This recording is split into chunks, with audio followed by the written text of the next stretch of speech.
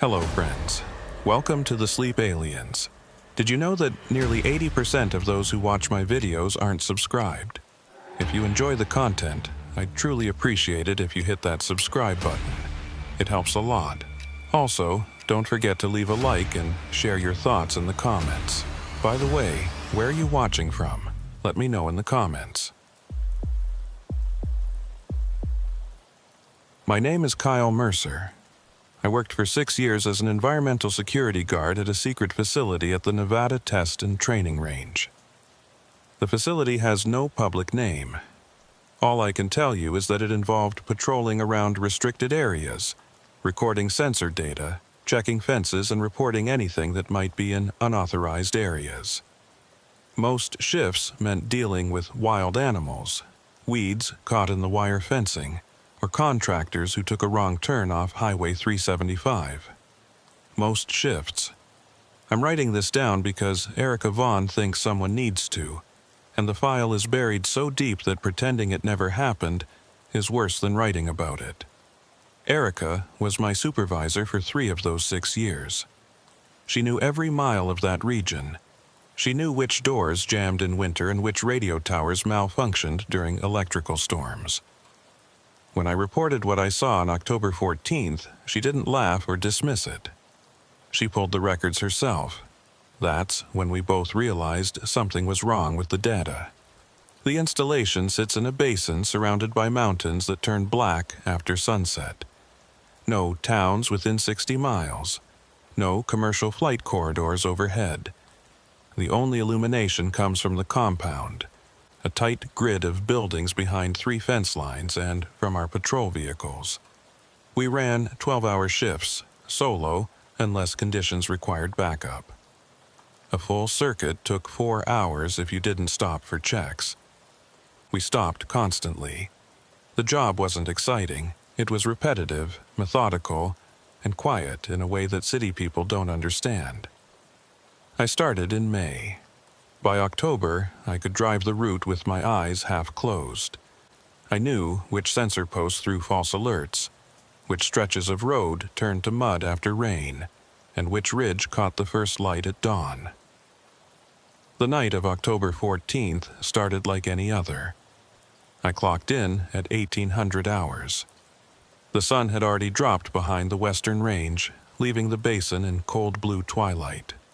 Erica handed me the keys to Unit 7, a white Ford F-250 with a light bar, dual radios, and a laptop console running GPS and sensor software. The screen showed the perimeter divided into color zones. Green meant clear. Yellow meant motion detected. Red meant breach. In 6 months, I'd never seen red. Standard loop, Erica said. Clear skies. No maintenance scheduled. Copy. She studied me for a second longer than usual. Erica had sharp eyes, gray hair cut short, and a way of reading stress in people before they felt it themselves. You good? I'm good. Call if anything's off.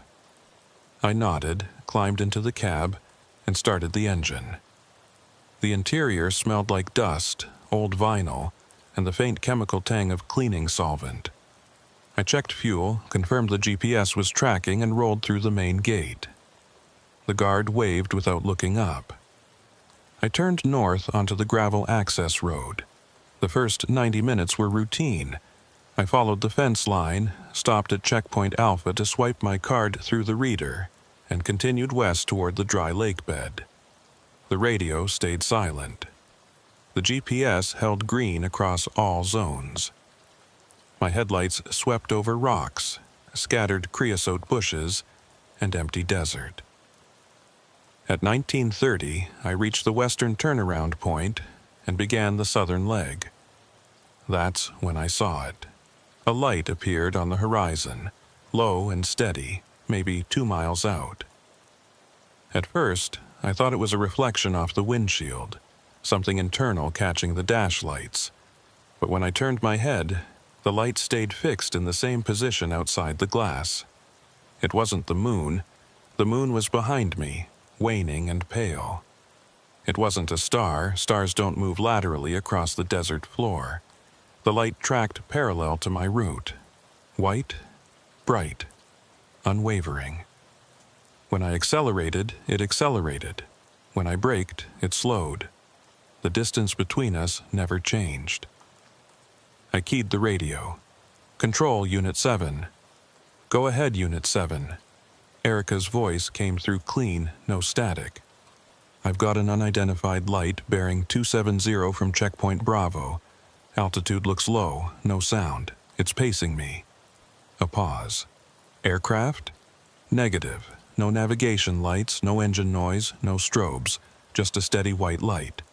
"Hold position. Let me check with range control." I stopped the truck and cut the engine. The silence that settled over the cab was absolute. No wind, no animal sounds, nothing. I rolled down the window and listened. Cold air rushed in, sharp and clean. The light continued moving, now pulling slightly ahead of my stopped position. It didn't flicker. It didn't leave a trail. It moved like it was mounted on a track, smooth and deliberate. The radio crackled. "Unit 7, range control confirms no scheduled flights in your sector. No civilian traffic logged either. Can you provide more detail?" I grabbed the binoculars from the console and stepped out. The October night bit at my face. I raised the binoculars, adjusted focus, and locked onto the light. It wasn't a single source. 3 distinct points formed a shallow triangle. Each light burned white with a faint blue tint at the edges. They didn't pulse or rotate. They held formation with geometric precision. As I watched, the entire cluster banked smoothly to the south and began to climb. Still, no sound. Not even a whisper of turbulence. "Control, it's 3 lights. Triangle formation, they're climbing south." "Copy that. Stay with visual." I got back in the truck and followed. The road curved southeast away from the fence and into open desert. I pushed the F-250 to 50 miles per hour, the fastest I dared on the corrugated surface. The lights stayed ahead, maintaining their distance at roughly 1 mile. At 2003 hours, they stopped, not gradually. They didn't slow or descend. One moment they were moving, the next they hung motionless above a low mesa. I eased off the gas and pulled onto hardpan. The lights hovered for 30 seconds. Then a 4th light appeared directly above them, larger, more diffuse, pulsing with a rhythm I could almost feel in my chest. It flared twice. The 3 smaller lights shot upward into it, disappearing into the larger glow.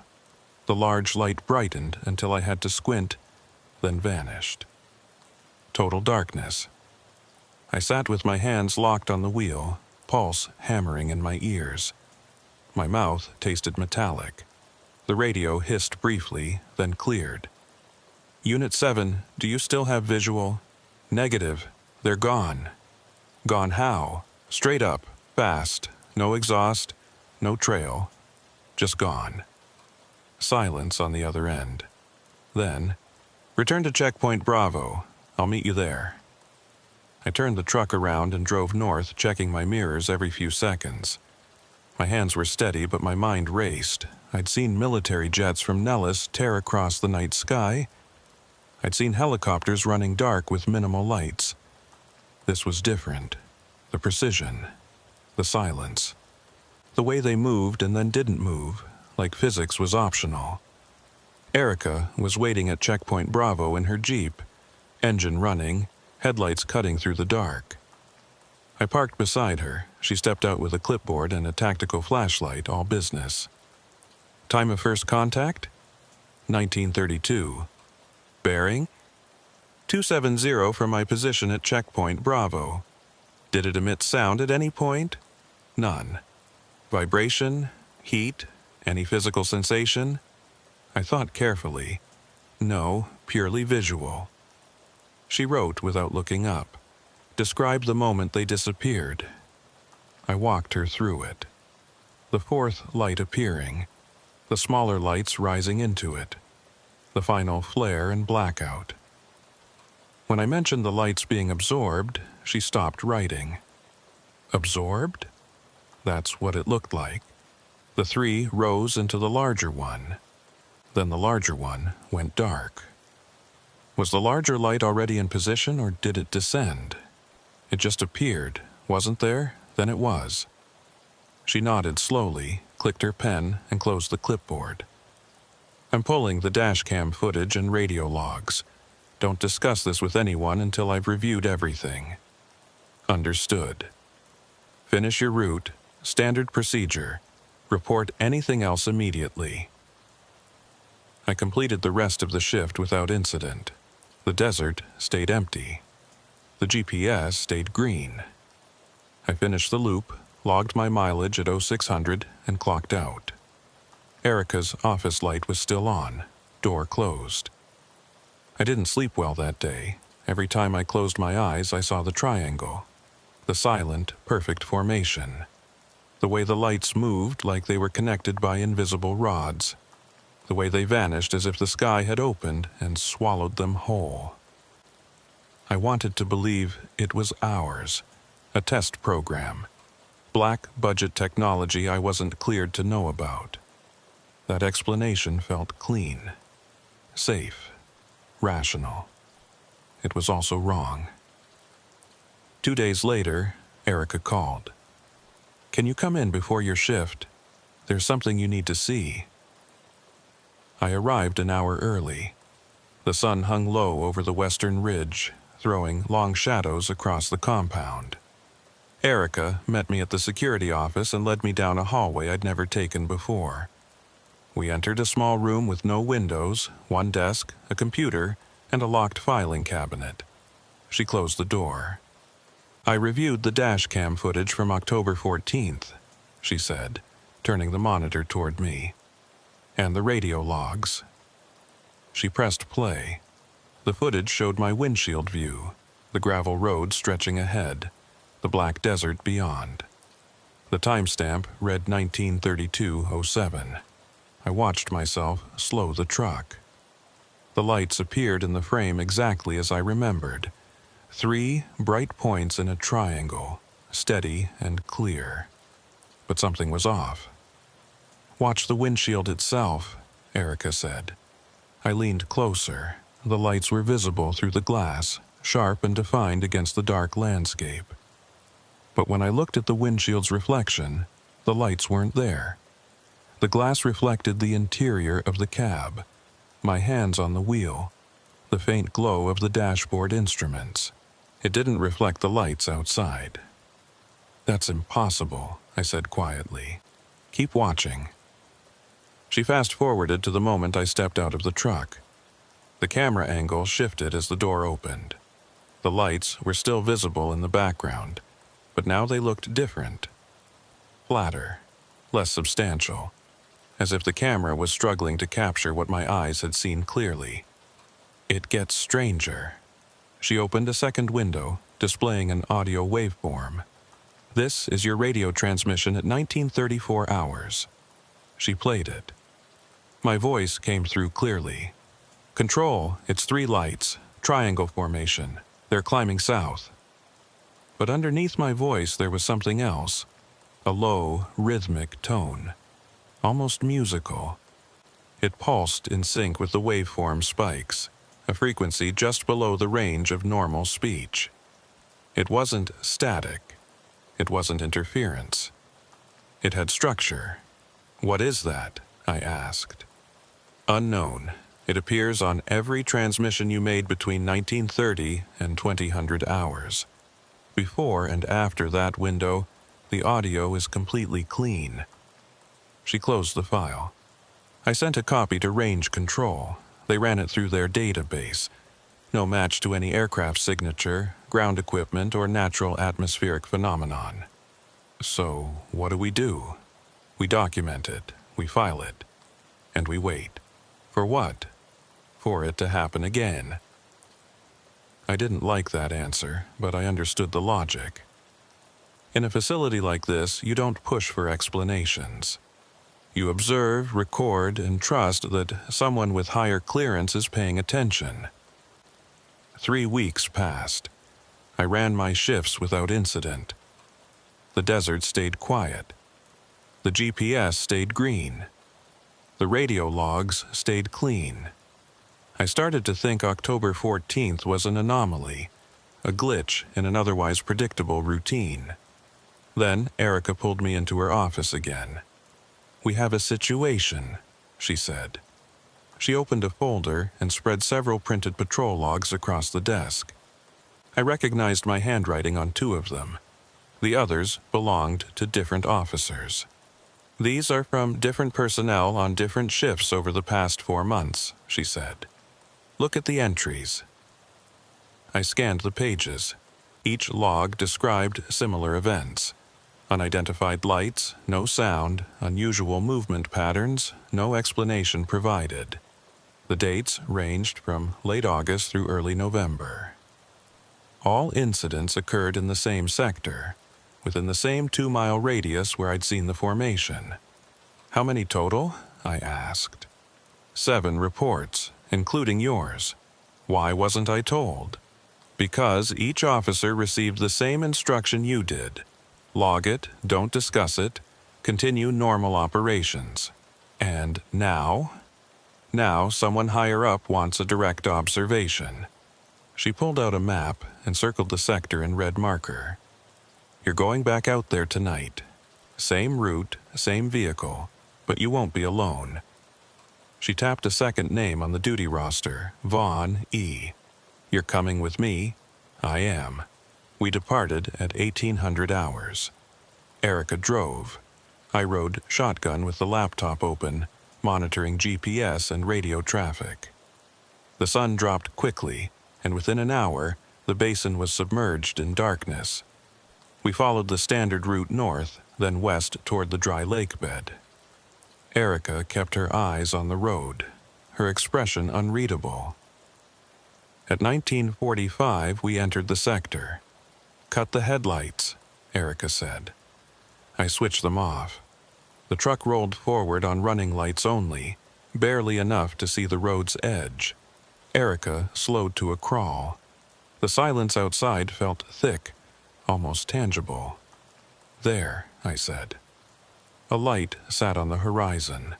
Low, stationary, burning white with a blue edge.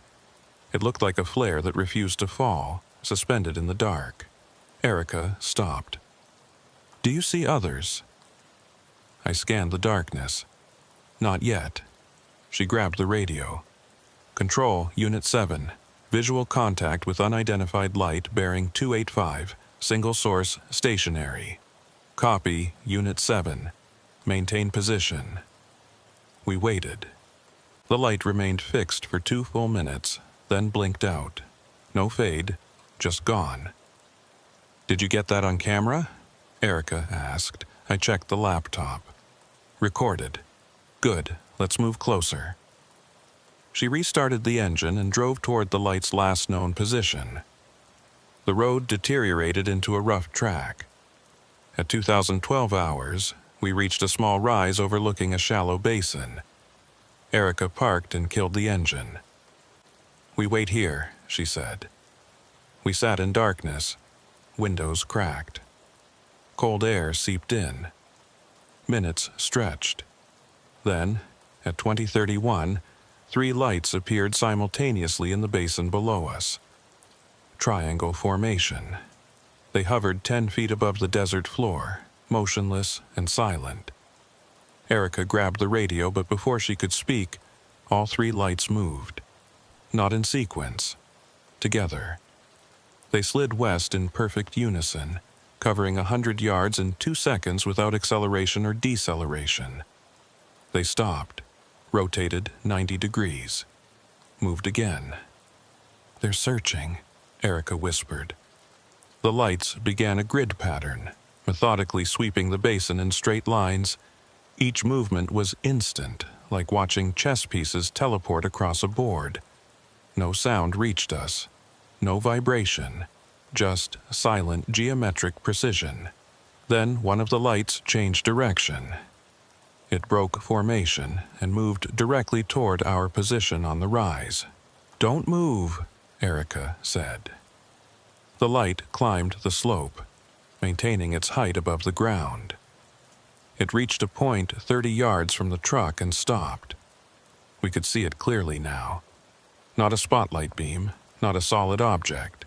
It was a column of light with defined edges, hovering without visible support. The radio on the console erupted with static. The laptop screen flickered. The temperature inside the cab dropped so fast I could see my breath. The light tilted slightly, as if examining us. Then it moved again, sliding past the driver's side door within arm's reach. Erica's window was still cracked. The light was so close I could feel warmth radiating from it, but when I looked at the side mirror, the light cast no reflection. It continued past us, rejoined the formation below, and all 3 lights shot upward. They didn't climb. They launched. Within 2 seconds, they were gone. The radio cleared. The laptop stabilized. The cab temperature normalized. Erica started the engine without a word. We drove back to the compound in silence. When we arrived, she parked, turned to me, and said one thing: "That shouldn't exist."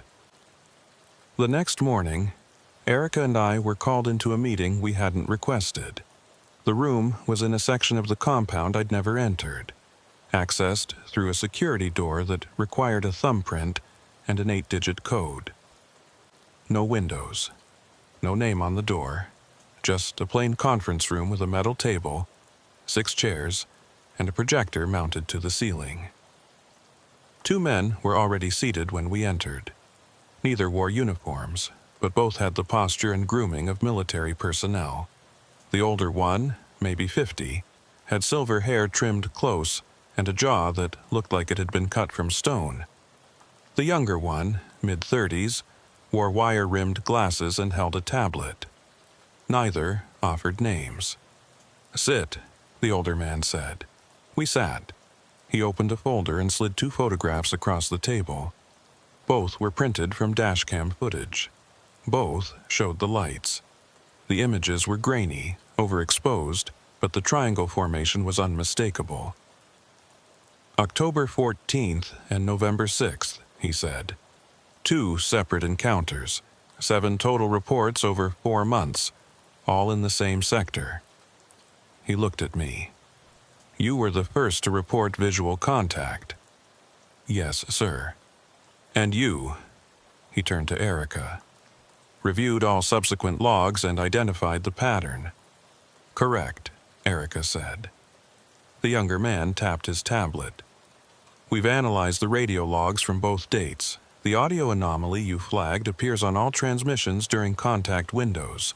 It's not electromagnetic interference. It's not equipment malfunction. The signal has structure." He turned the tablet toward us.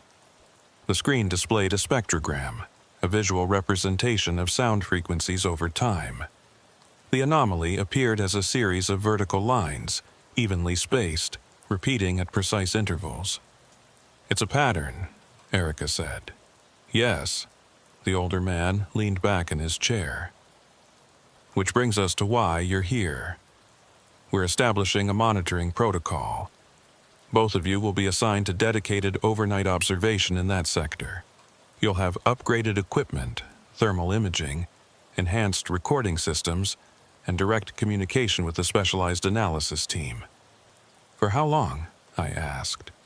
"Until we understand what we're dealing with, or until contact ceases." "And if it doesn't cease?" Erica asked. The older man's expression didn't change. "Then we adapt." The meeting ended. No handshakes, no pleasantries. Just a folder containing new protocols and a schedule that put us in the field 5 nights a week. We started the following Monday. The equipment arrived in unmarked cases. A thermal camera with twice the resolution of standard military units. A radio system that recorded on multiple frequencies simultaneously. A laptop running software I didn't recognize, designed to log GPS coordinates, temperature fluctuations, and electromagnetic field variations in real time. Our new observation post was a small prefab shelter on the rise overlooking the basin where we'd seen the lights on November 6th. It had a generator, a heater, 2 folding chairs, and a narrow window facing south. We arrived at 1900 hours each night, set up the equipment, and waited. The first 4 nights, nothing happened. The desert stayed dark. The equipment logged normal readings. Erica and I passed the time reviewing old patrol reports, comparing notes, looking for patterns within the patterns. On the 5th night, November 14th, the temperature dropped 15 degrees in under 2 minutes. "Check the laptop," Erica said. I pulled up the monitoring software. The temperature graph showed a sharp vertical line at 2147 hours. The electromagnetic field reading spiked simultaneously, then leveled off at a value 3 times higher than baseline. "Something's here," I said. Erica grabbed the thermal camera and aimed it at the basin. The screen showed the landscape in shades of gray and white, warmer objects glowing brighter. The ground was uniform, the air slightly cooler. Then 3 dark spots appeared, not hot signatures. Cold. They registered colder than the surrounding air, colder than the ground. Impossibly cold. "Are you seeing this?" Erica asked. I moved beside her and looked at the screen. The cold spots were moving, gliding across the basin in the same grid pattern we'd observed before. But in thermal imaging, they appeared as voids, black holes in the temperature field. "That's not possible," I said. "Nothing reads colder than ambient air without a refrigeration source." "Record everything," Erica said. I hit the record button on all systems. The cold spots continued their search pattern for 6 minutes, then converged at the center of the basin. A 4th spot appeared above them, larger and even colder. The 3 smaller voids rose into it, and then all 4 vanished. The temperature returned to normal. The electromagnetic field dropped to baseline. The desert was empty again. We reviewed the footage 3 times. Every system had captured the same thing. Objects that absorbed heat instead of emitting it. Objects that moved without sound or visible propulsion. Objects that defied every principle of thermodynamics I'd ever learned. Erica uploaded the files to the encrypted server and sent a message to the analysis team. We received a reply 30 minutes later. "Continue observations. Do not leave the post." We didn't leave. We sat in that shelter until dawn, watching the basin, waiting for the voids to return. They didn't. Over the next 3 weeks, we logged 9 more encounters. The pattern became predictable. The lights, or whatever they were, appeared between 2100 and 2300 hours. They performed the same search grid, methodical and thorough. On November 21st, they expanded the search radius. On November 28th, they remained active for 14 minutes, the longest duration yet. And then, on December 3rd, they changed behavior. It started the same way. Temperature drop. Electromagnetic spike. 3 cold voids in the basin. But instead of running the search grid, they moved directly toward our shelter. "Erica," I said quietly. "I see them." The voids climbed the rise, maintaining their triangular formation. They stopped 20 yards from the shelter. The thermal camera showed them clearly. 3 zones of absolute cold, hovering 5 feet above the ground. The laptop screen flickered. The generator sputtered. The heater died. Our breath turned to fog inside the shelter. One of the voids moved closer. 10 yards. 5 yards. It stopped directly in front of the window. Through the glass, I saw nothing. No light, no object, no physical form. But the thermal camera showed it clearly. A column of cold, 6 feet tall, perfectly cylindrical. The radio crackled, not static. A voice, distorted, layered, speaking words I couldn't understand.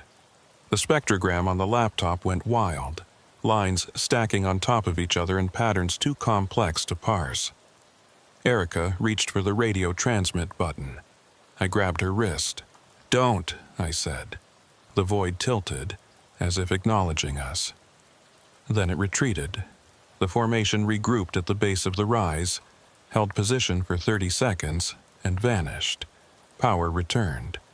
The heater kicked back on. The laptop rebooted. The radio hissed with normal static. Neither of us spoke for a long time. Finally, Erica said, "They know we're watching." "Yes, and they don't care." I nodded. The next morning, we were pulled from observation duty. No explanation, no meeting, just a message on the secure server. "Stand down until further notice." Erica tried to access the server to review the December 3rd footage. Her login was denied. She called the number we'd been given for the analysis team. The line was disconnected. 2 days later, I received new orders. I was being transferred to a facility in Utah, effective immediately. When I asked why, my supervisor, not Erica, told me it was a personnel rotation. Standard procedure. It wasn't standard. I packed my gear, signed the transfer paperwork, and left Nevada without speaking to Erica. I tried calling her cell. No answer. I sent an email to her work address. It bounced back as undeliverable. I spent 6 months in Utah doing the same job I'd done in Nevada. Perimeter security, sensor checks, patrol logs. The work was identical, but the place felt wrong. The sky was wrong. The silence was wrong.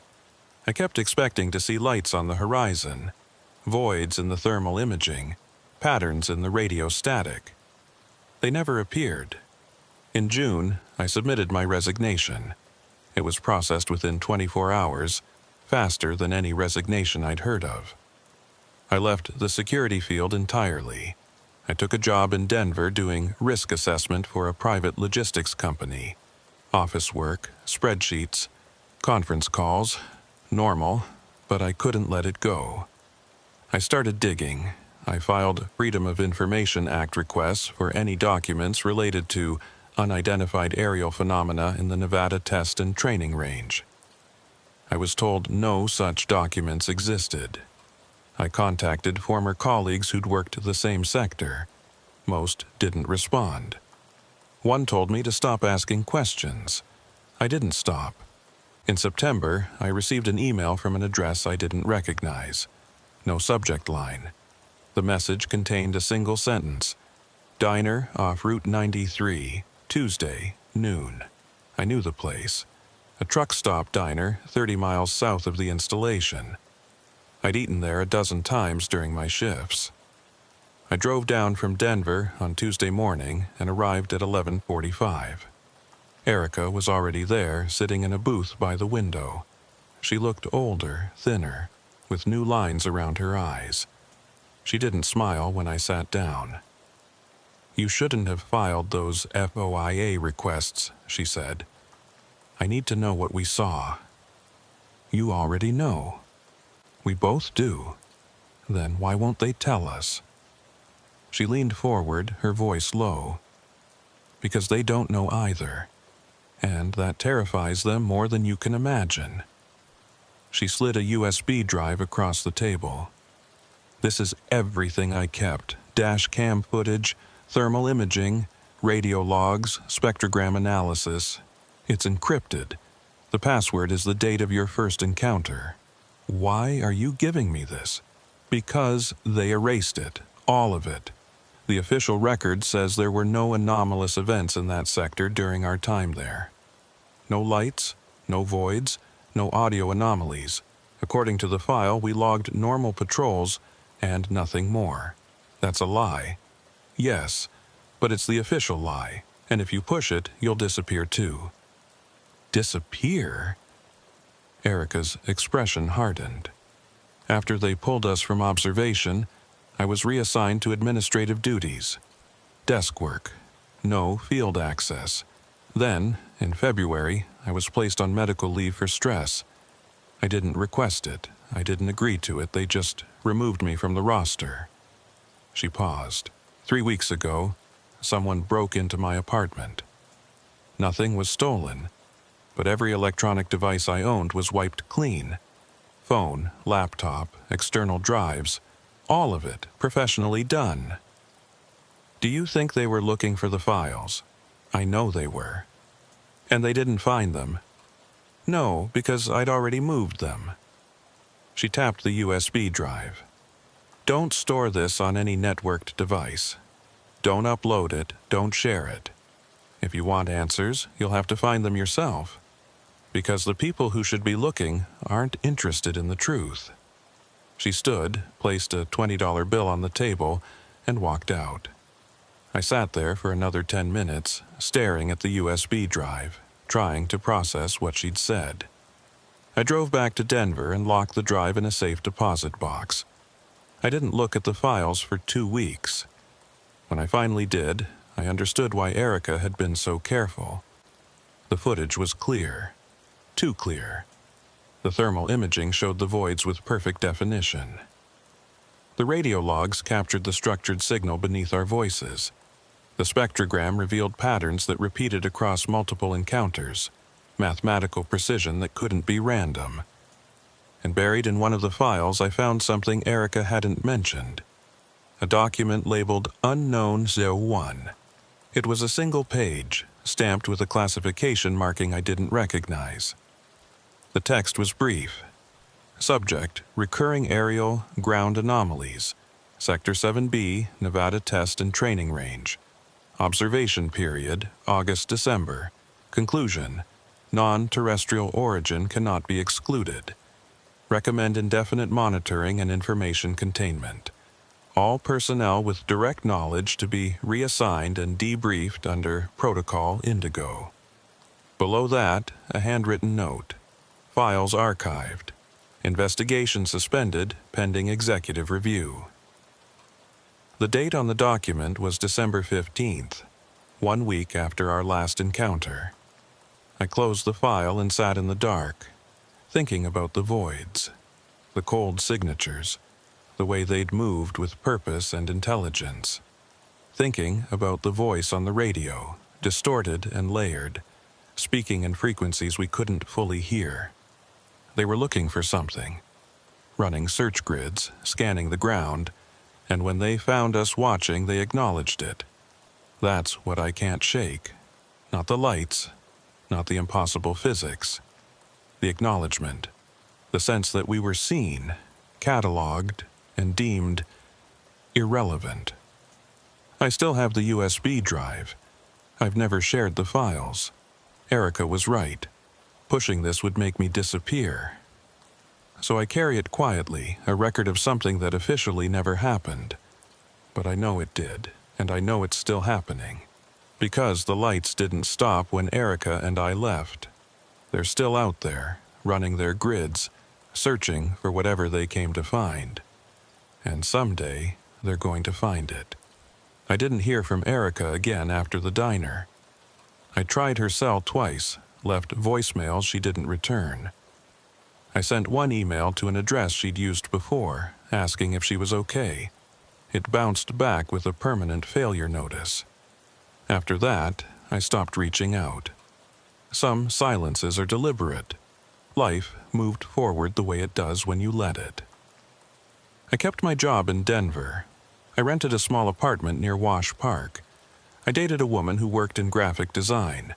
We went hiking on weekends. I told her I used to work security at a government facility, but I kept the details vague. She didn't push. After 6 months, she moved to Portland for a better job, and we ended things amicably. I didn't try to follow her. The USB drive stayed in the safe deposit box. I thought about it often, but I didn't look at the files again.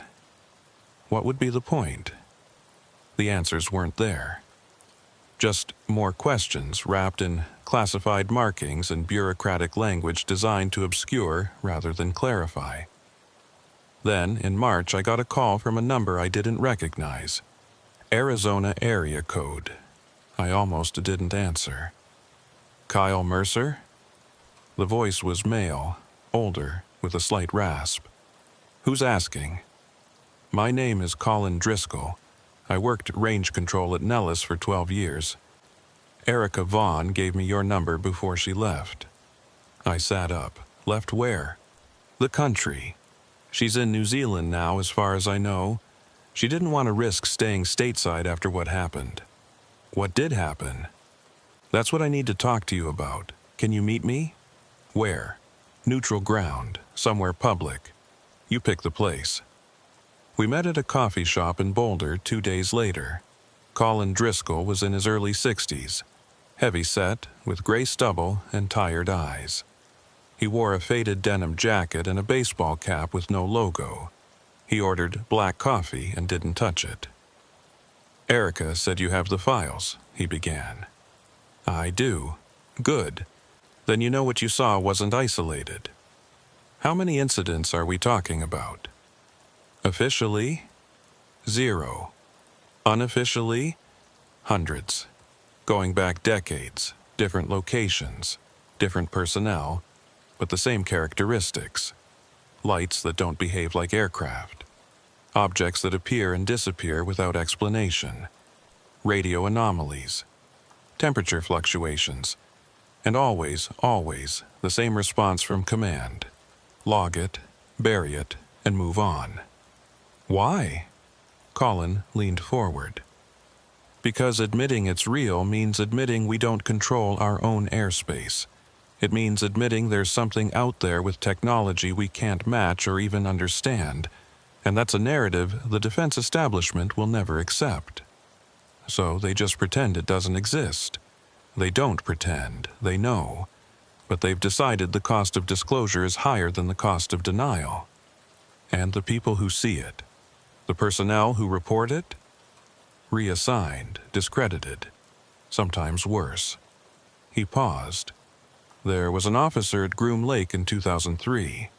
He reported multiple encounters over a 6-week period, filed detailed logs, took photographs. 2 months later, he died in a single car accident on Highway 375. Lost control at high speed, rolled multiple times. No skid marks, no mechanical failure found." "You think it was intentional?" "I think it was convenient." I felt a chill that had nothing to do with the temperature. "Why are you telling me this?" "Because Erica thought you deserved to know what you're up against, and because I'm too old to care about consequences anymore." Colin reached into his jacket and pulled out a folded map. He spread it on the table. It showed the Nevada test and training range with dozens of red X marks scattered across it. "These are documented encounter sites over the past 20 years, he said. "Notice anything?" I studied the map. The marks weren't random. They clustered around specific areas. Dry lake beds, old mining sites, geological formations, and they formed a rough arc across the northern section of the range. "They're following something," I said. "Exactly. Not flight paths, not air routes. They're mapping the ground." "For what?" "That's the question no one will ask officially. But if you look at geological surveys of those areas, you'll find something interesting. High concentrations of rare earth elements. Lithium, thorium, materials that don't occur naturally in those quantities. You think they're mining? I think they're interested in what's beneath the surface, and I think they have been for a very long time." He refolded the map and slid it across the table. "Keep this. Study it.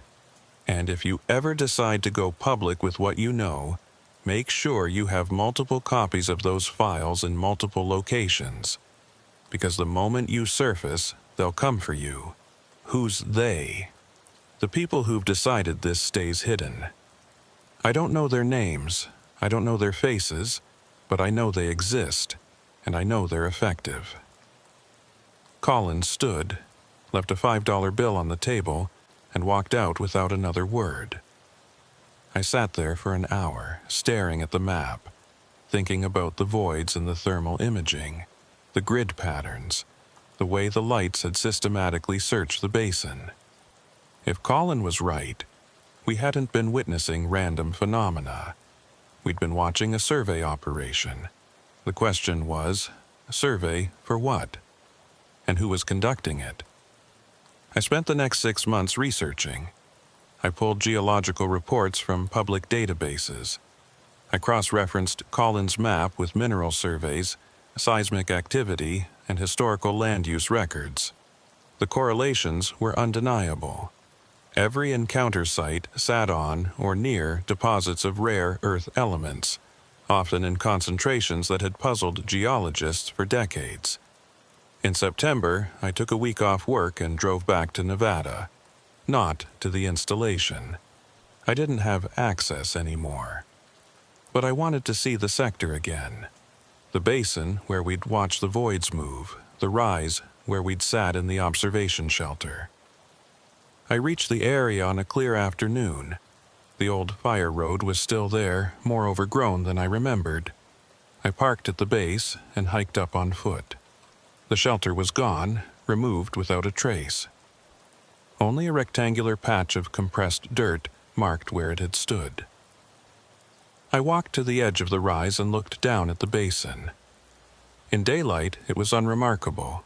Flat ground, scattered brush, nothing that would draw attention. But I knew what had moved through that space at night. I'd seen it on thermal cameras, recorded it on multiple systems, watched it with my own eyes.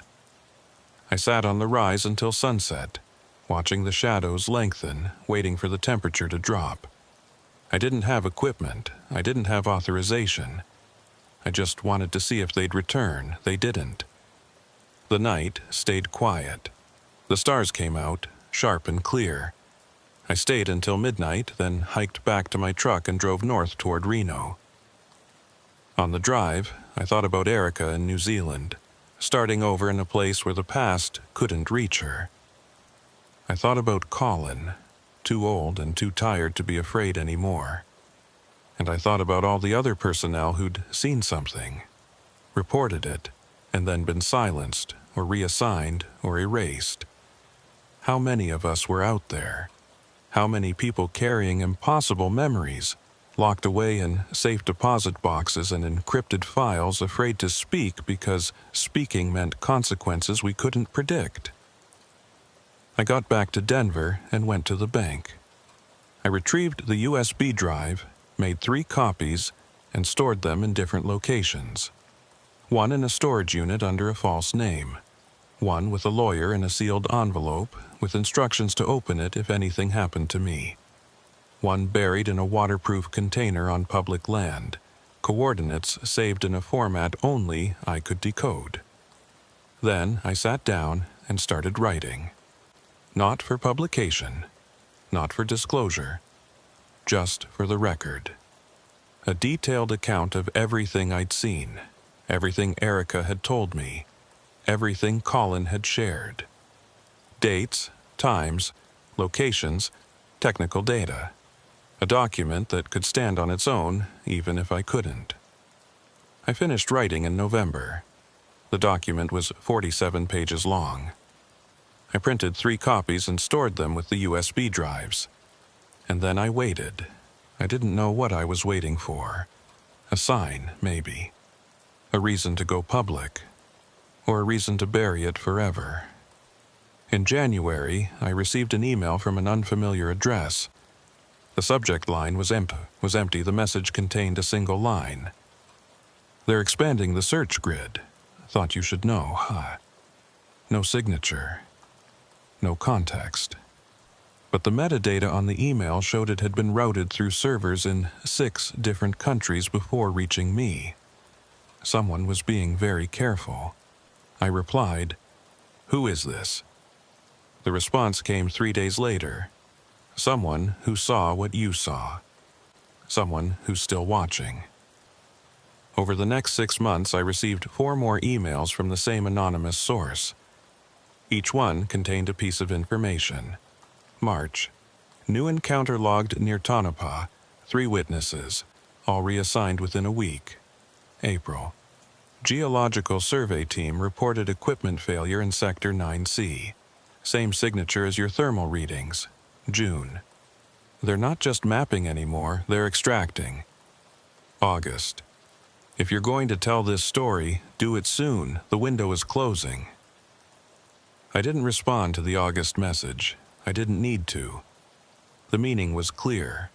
Someone, somewhere, was losing patience with the secrecy. And if I didn't speak, someone else would. But I didn't speak. Not publicly.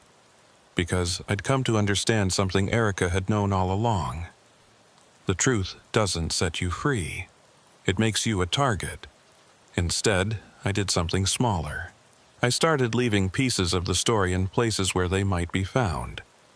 A comment on a UFO forum, vague enough to avoid attention but detailed enough to be verified by someone with access. An anonymous tip to a journalist who covered aerospace and defense. A file uploaded to a server that archives unexplained phenomena, encrypted but accessible to anyone with the right skills. Breadcrumbs. Not a confession, not a revelation, just hints that the official story isn't complete. And I kept working, kept living, kept pretending that the voids in the Nevada desert were just a strange chapter in an otherwise normal life. But they're not. They're the central chapter. Everything before was preamble. Everything after is epilogue. Because I know now what Erica knew, what Colin knew, what every person who's ever seen those lights knows. We're not alone. We've never been alone. And whatever is out there, moving through our airspace, mapping our geology, extracting our resources, it doesn't need our permission. It doesn't even need us to believe in it. It just needs us to stay quiet. And for now, that's what I'm doing. Staying quiet. Living a normal life in a normal city, working a normal job. But I'm also watching and waiting, because the lights are still out there. The voids are still running their grids. And someday, maybe soon, someone with more courage than me will step forward and force the conversation we should have had decades ago. Until then, this document exists. Sealed, encrypted, hidden in places where it can survive even if I don't. If you're reading this, it means something has happened. Either I've decided to go public, or someone else has decided for me. Either way, the story is out now, and once a story like this is out, it can't be taken back. The lights over Nevada are real. The voids in the thermal imaging are real. The structured signals in the radio logs are real. And the people who've seen them, the personnel who've reported them, the officers who've been silenced or reassigned or worse, they're real too. We're not crazy. We're not mistaken. We're witnesses. And the truth we're witnessing is this. Something is here. Something has been here for a long time. And it's not hiding anymore. It's just waiting for us to notice.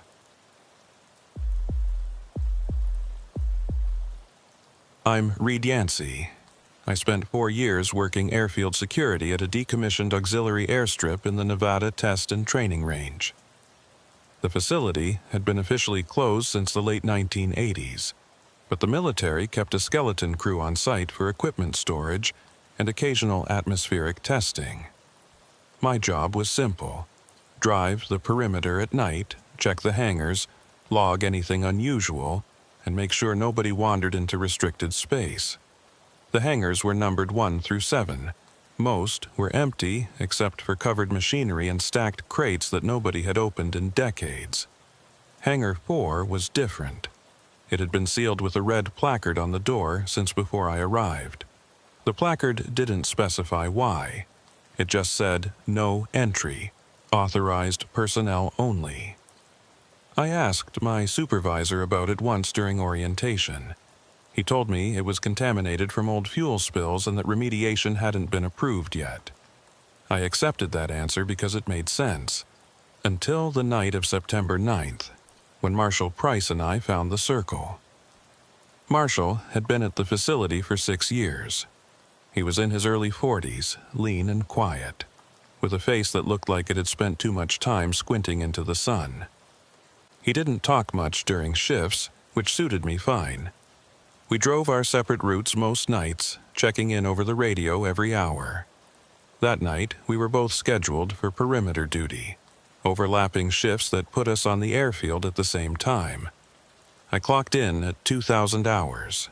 The September heat was finally breaking, but the asphalt still radiated warmth when I stepped out of the security office.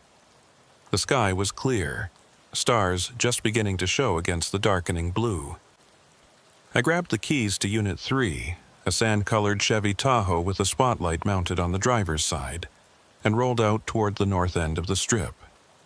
The perimeter road looped around 7 hangars, 3 small outbuildings, and a weathered control tower that hadn't been operational in years. The route took 90 minutes if you stopped to check doors and gates. I made it to Hangar 1 without seeing anything worth noting.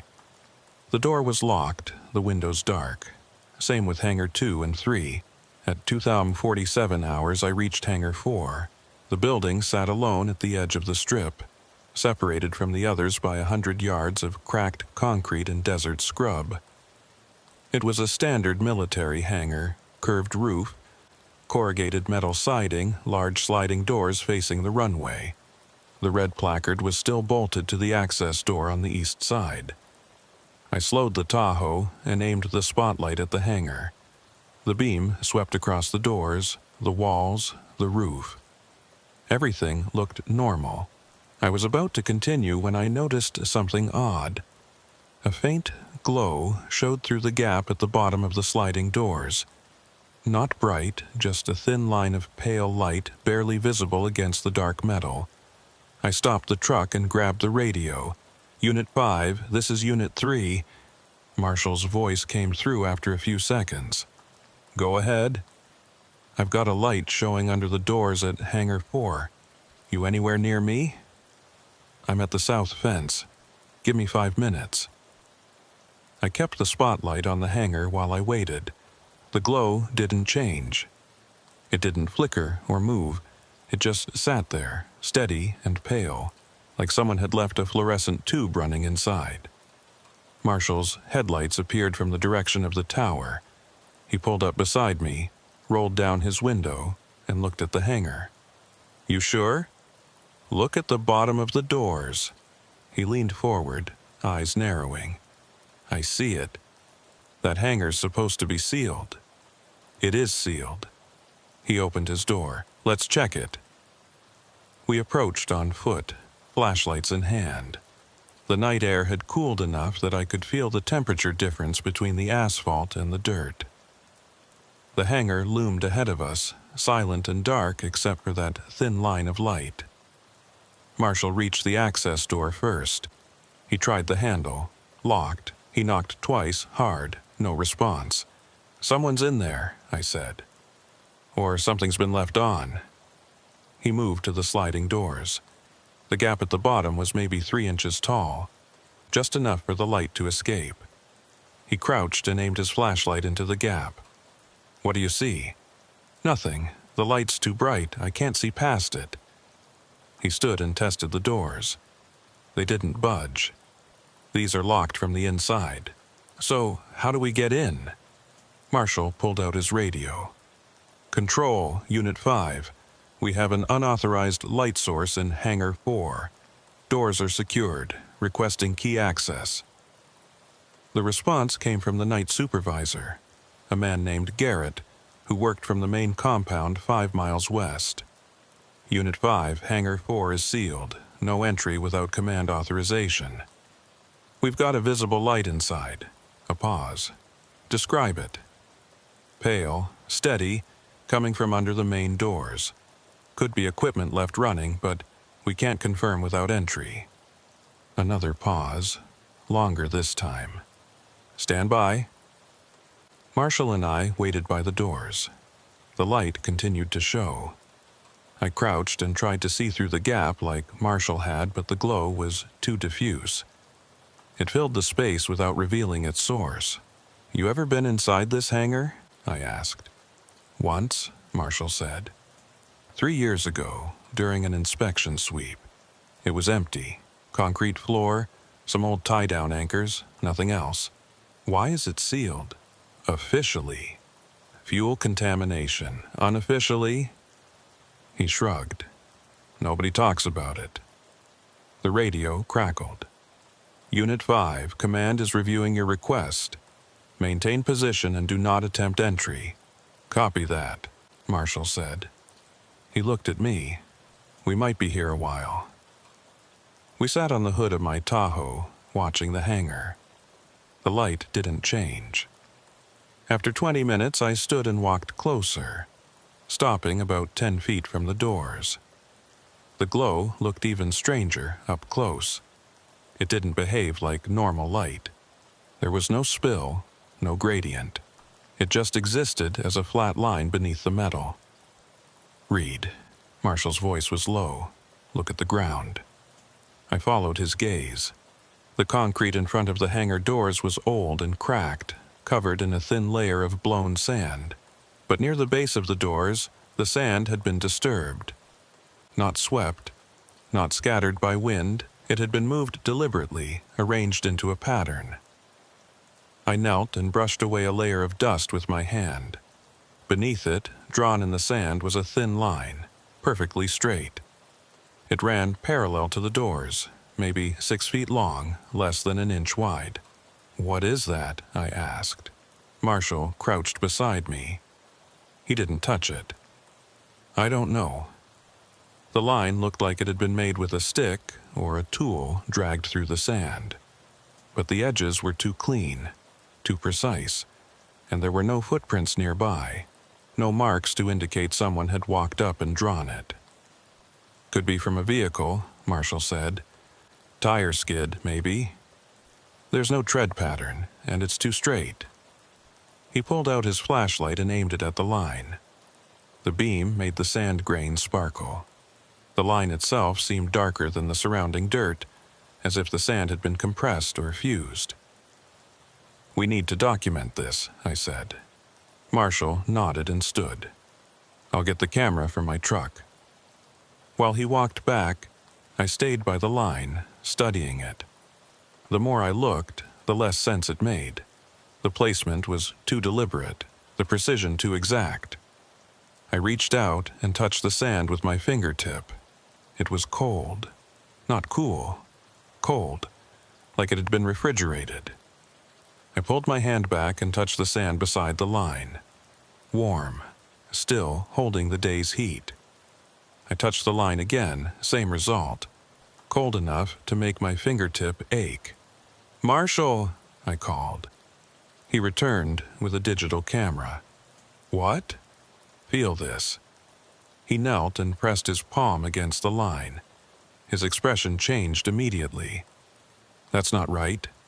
"No, it's not." He touched the surrounding sand to confirm the difference, then pulled his hand back. "How is it cold? There's no shade here, no water, nothing that would drop the temperature like that." "I don't know." Marshall stood and took several photographs of the line from different angles. Then he photographed the hangar doors, the surrounding area, and the faint glow still visible beneath the metal. The radio crackled again. "Unit 5, you are cleared to enter Hangar 4 for assessment only. Key is being delivered to your location. ETA 15 minutes. "Copy," Marshall said. He looked at me. "You ready for this?" "Not really." We waited by the trucks. The light under the doors stayed constant. The line in the sand didn't move. At 21 to 32 hours, a black SUV approached from the direction of the main compound. It parked beside us, and Garrett stepped out. He was a thick-shouldered man in his 50s with gray hair buzzed close to his scalp. He didn't greet us. He just walked to the hangar with a keyring in his hand and inserted a key into the access door lock. "Stay behind me," he said. He opened the door and stepped inside. Marshall and I followed. The interior of Hangar 4 was dark except for our flashlights. I swept my beam across the space. Concrete floor, bare metal walls, exposed rafters. No equipment, no lights, no source for the glow we'd seen from outside. "Where's the light?" Garrett asked.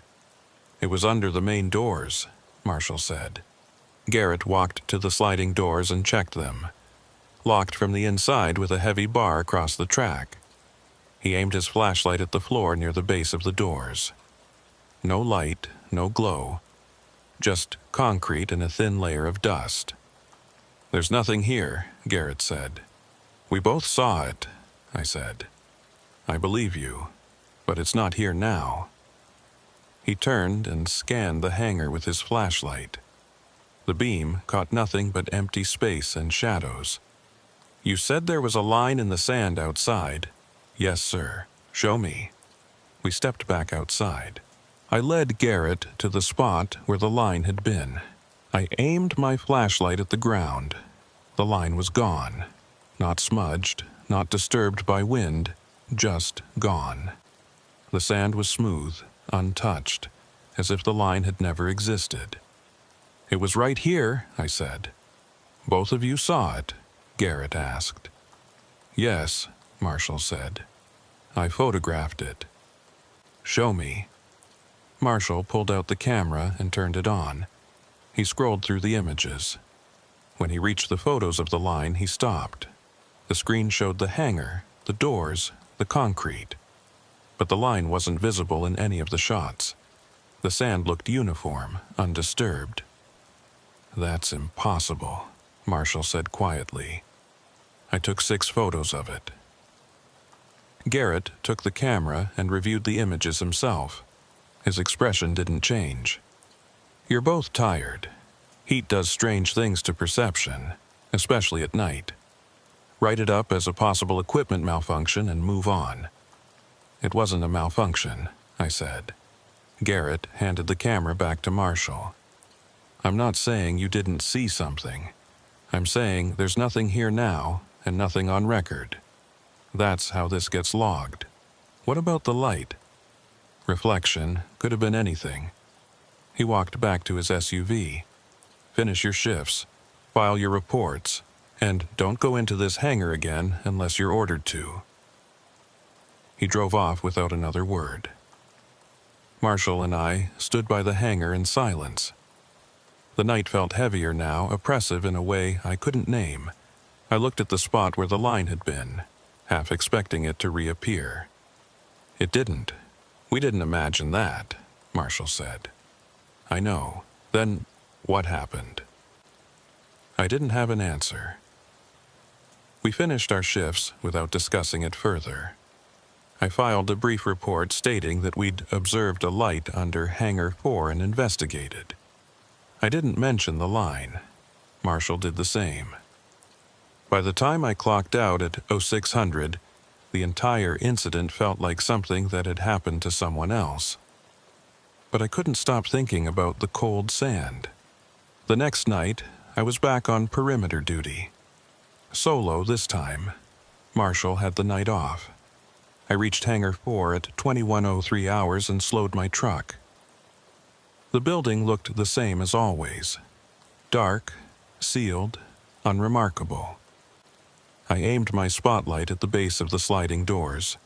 No light, no glow. I parked and stepped out with my flashlight. I walked to the spot where the line had been and crouched. The sand was undisturbed, smooth and even. I pressed my hand against it, warm. I stood and was about to return to the truck when I heard a sound. Low, distant, like the hum of an engine idling far away. I turned slowly, scanning the airfield. Nothing moved. The sound continued for maybe 10 seconds, then stopped. I keyed my radio. "Control, Unit 3. Did you copy any aircraft activity in my sector?" "Negative, Unit 3. Airspace is clear." "Copy." I got back in the truck and continued my route. The rest of the night was quiet. 3 days later, Marshall called me at home. It was mid-afternoon, and I'd been asleep after a night shift. His voice was tense. "Reed, we need to talk." "About what?" "Hangar 4. Can you meet me tonight before our shift?" "Why?" "Because something else happened, and I don't want to say it over the phone." We met in the parking lot of a gas station 20 miles from the facility. Marshall was already there when I arrived, sitting in his truck with the windows down. I climbed into the passenger seat. "What's going on?" I asked. He pulled a folded piece of paper from his jacket and handed it to me. "I went back to Hangar 4 last night. I wanted to see if the line would show up again. And it did. Same place, same shape. But this time, I didn't touch it. I just watched." He paused. "Read." It moved. "Moved? How?" "It extended. Slowly, like something was drawing it in real time. It grew from 6 feet to about 12 feet over the course of 10 minutes. I unfolded the paper. It was a hand-drawn sketch of the hangar doors with the line marked in pencil. He'd noted measurements, timestamps, and the direction of the extension. "Did you document it with the camera?" I tried, same result as before. The photos don't show it. "How is that possible?" "I don't know." But I stood there and watched it happen. And when it stopped growing, the sand went cold again. Not just the line, the entire area around it. I could see my breath. "In September? In Nevada?" I know how it sounds. I stared at the sketch. "Did you report this?" "No, and I'm not going to, not after how Garrett reacted last time." He looked at me. "But I think we need to keep watching. Something's happening at that hangar, and it's not fuel contamination. What do you think it is?" Marshall leaned back in his seat. "I don't think. I know. Someone, or something, is accessing that hangar, and they don't want us to see it." I wanted to argue with him. I wanted to tell him he was overthinking it, that there was a rational explanation we just hadn't found yet. But I couldn't, because I'd felt the cold sand. I'd seen the light, and I knew Marshall wasn't the type to fabricate something like this. "What do you want to do?" I asked. "Watch it, tonight, both of us. No radio calls, no reports. We just observe and document. And if we see something, then we figure out what to do with it." I agreed, not because I wanted to, but because the alternative, pretending it wasn't happening, felt worse. That night, we parked our trucks a quarter-mile from Hangar 4 and walked in on foot. We carried flashlights, a digital camera, and a handheld voice recorder Marshall had brought from home. The sky was overcast, no moon, just the faint ambient glow from distant compounds. We positioned ourselves behind a low concrete barrier about 50 yards from the hangar. From there, we had a clear view of the sliding doors and the area where the line had appeared. We waited. At 22:47 hours, the temperature dropped. Not gradually. It plummeted in less than a minute. I could see my breath. Marshall gripped my arm and pointed. A light appeared under the hangar doors. Pale, steady, identical to what we'd seen before. But this time, it didn't just sit there. It pulsed. Once, twice, 3 times. Then it faded. The sand in front of the doors began to move. Not blown by wind, not disturbed by footsteps. The grains shifted on their own, sliding into formation. The line reappeared, thin and precise, exactly where it had been before. And then it started to grow. Slowly, incrementally, the line extended to the left. Marshall raised the camera and began taking photos, though we both knew they wouldn't show anything. I pressed the record button on the voice recorder. "September 12th, 22:47 hours, I whispered. "We are observing an anomaly at Hangar 4. A line is forming in the sand without visible cause. Temperature has dropped approximately 30 degrees in under 2 minutes. The line continued to extend. 10 feet, 15, 20. It curved slightly as it grew, forming a shallow arc. The sand along the line turned dark, compressed, cold. Marshall lowered the camera. "Read." "I see it." A shape was forming above the hangar. Dark, angular, hovering without sound. It was difficult to see against the overcast sky, but the edges were unmistakable. Something solid, massive, blocking the stars. The shape descended slowly until it was level with the roof. Then it stopped. The line in the sand completed its arc, forming a perfect semicircle in front of the doors. And the hangar doors began to open. Not manually. There was no motor sound, no grinding of metal. The doors just slid apart, smooth and silent, revealing the dark interior. The shape above the hangar rotated slightly. A beam of light, thin and precise, shot down from its underside and swept across the interior of the hangar. The beam moved methodically as if scanning the space. Marshall's hand was shaking. I could see it in the way he gripped the recorder. The beam retracted. The shape rose vertically, accelerating without sound, and disappeared into the overcast. The hangar doors closed. The line in the sand faded, the grains scattering as if blown by wind. The temperature returned to normal. We stayed behind the barrier for another 10 minutes, neither of us speaking. Finally, Marshall stood. "We need to leave. We need to report this." "To who? Garrett? Command?" "They'll bury it just like they buried everything else." "Then what do? We document it. We keep watching. And we find out what they're looking for." We walked back to our trucks in silence. I didn't file a report that night. Neither did Marshall. We just continued our shifts as if nothing had happened. But something had happened, and we both knew it wasn't going to stop. I didn't sleep well after that night. Every time I closed my eyes, I saw the shape hovering above the hangar, silent and deliberate, the beam scanning the interior like it was cataloging every inch of space. I kept replaying Marshall's words. They're looking for something. But what? The hangar was empty. There was nothing inside but concrete and dust and old tie-down anchors. What could possibly be worth scanning with that kind of precision? Marshall and I agreed to meet again before our next shift. This time at a different location, a rest stop 40 miles east of the facility. He arrived with a folder tucked under his arm and an expression that told me he hadn't been sleeping either. "I did some research," he said, sliding into the booth across from me. He opened the folder and spread out several printed pages. Hangar 4 wasn't always sealed. Back in the 70s, it was an active maintenance bay. They serviced test aircraft there, experimental models that weren't cleared for standard airfields. What kind of experimental models? That's where it gets murky. Most of the records are classified. But I found a reference in an old inventory log from 1977. It mentions atmospheric reconnaissance platforms being stored in Hangar 4 for short-term evaluation. Reconnaissance platforms. Drones? Maybe.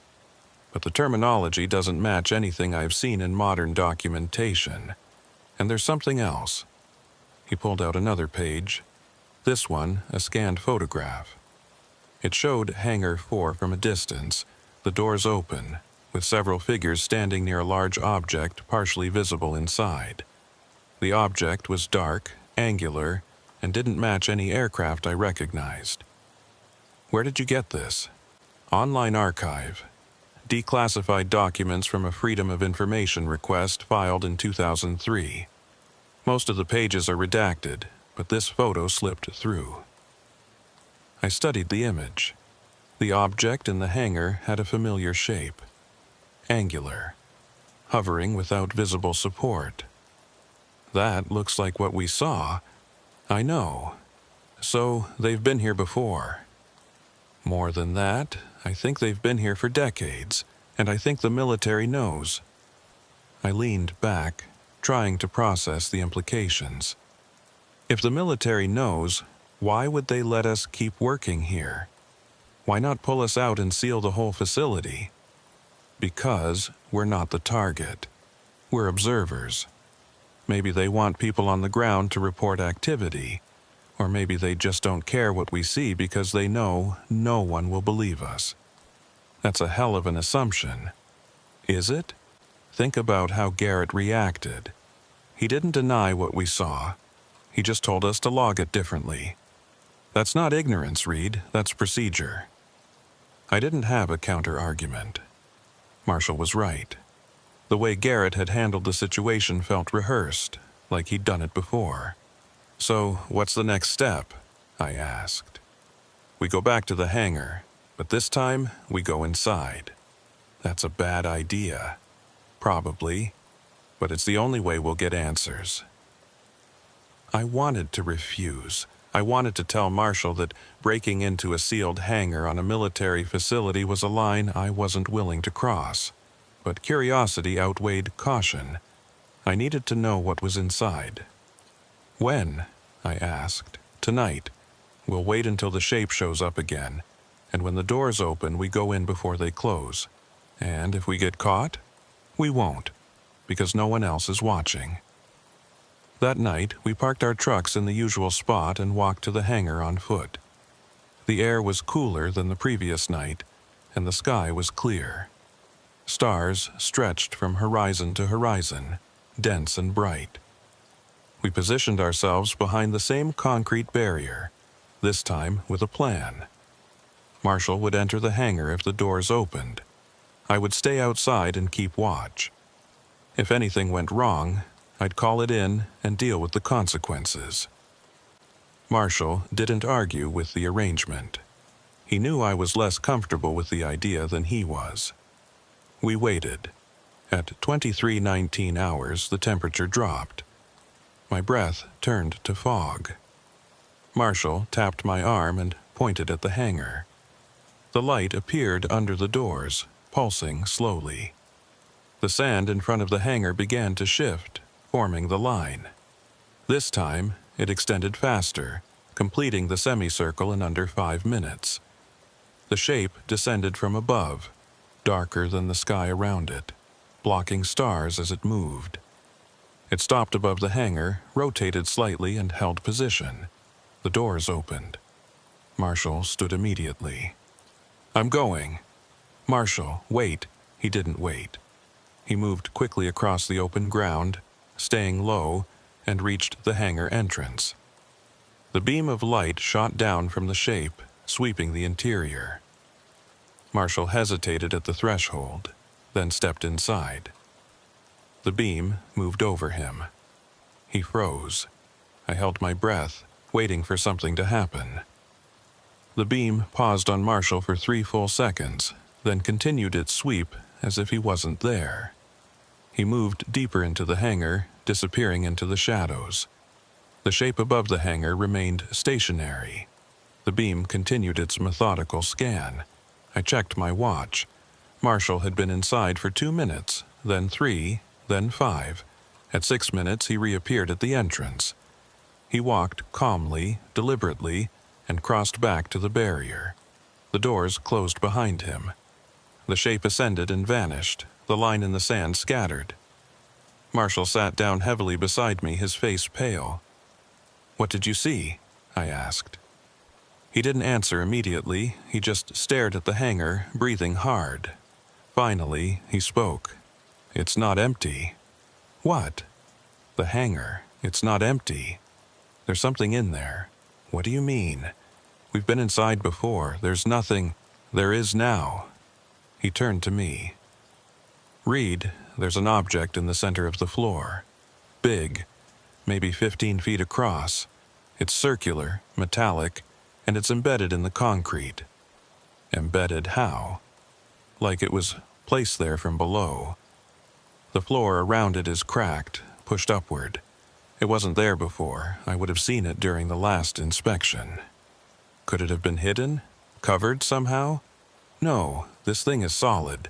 It's not something you cover with a tarp. It's part of the structure now." He pulled out a small flashlight and clicked it on, checking the lens. I tried to photograph it, but the beam from the shape interfered. Every shot came out overexposed. "Did the beam react to you?" "It scanned me. Then it just moved on, like I wasn't a threat." "What do you think it is?" "I don't know, but it's been placed there deliberately. And whatever that shape is, it's monitoring it." We sat in silence for a long time. The stars above us looked colder now, distant and indifferent. I tried to imagine what Marshall had seen. a metallic object embedded in the hangar floor, something that hadn't been there before but was now permanent. "We need to tell someone," I said finally. "Who?" "Garrett. He'll just tell us it's classified and move us off the assignment. Then we go higher. We file a formal report with base command. And say what? That we broke into a sealed hangar and found something we can't explain? They'll court-martial us, Reed, or worse." "What's worse?" Marshall looked at me. "They'll make sure we can't talk about it." I wanted to argue, but I couldn't. The logic was sound. If the military knew about the object, they'd already made the decision to keep it hidden. Adding 2 more witnesses to the list wouldn't change that. It would just make us liabilities. "So, we do nothing?" I asked. "We document everything, we keep watching, and we wait for someone else to ask the right questions." Over the next 2 weeks, Marshall and I observed Hangar 4 every night we were on shift. The pattern repeated with eerie consistency. The temperature would drop. The light would appear. The line would form. The shape would descend, scan the interior, and leave. And each time, Marshall reported that the object in the hangar remained unchanged. But on the 14th night, something different happened. We were in position behind the barrier at 23:30 hours when the temperature dropped. The light appeared, the line formed, but this time, the shape didn't descend alone. There were 3 of them. They appeared simultaneously from different directions, converging above the hangar in a triangular formation. Each shape was identical, dark, angular, hovering without sound. They rotated slowly, as if communicating with each other, then aligned into a single column and descended together. The hangar doors opened wider than before, revealing the entire interior. All 3 shapes emitted beams, not sweeping this time, but focused on the embedded object. The beams intersected at the center of the metallic surface, creating a bright point of light that hurt to look at directly. Marshall grabbed my arm. "They're doing something to it." "What?" "I don't know, but look at the concrete around it." I followed his gaze. The cracks in the floor were glowing, faint lines of pale light spreading outward from the object like veins. The glow intensified, pulsing in rhythm with the beams from the shapes above.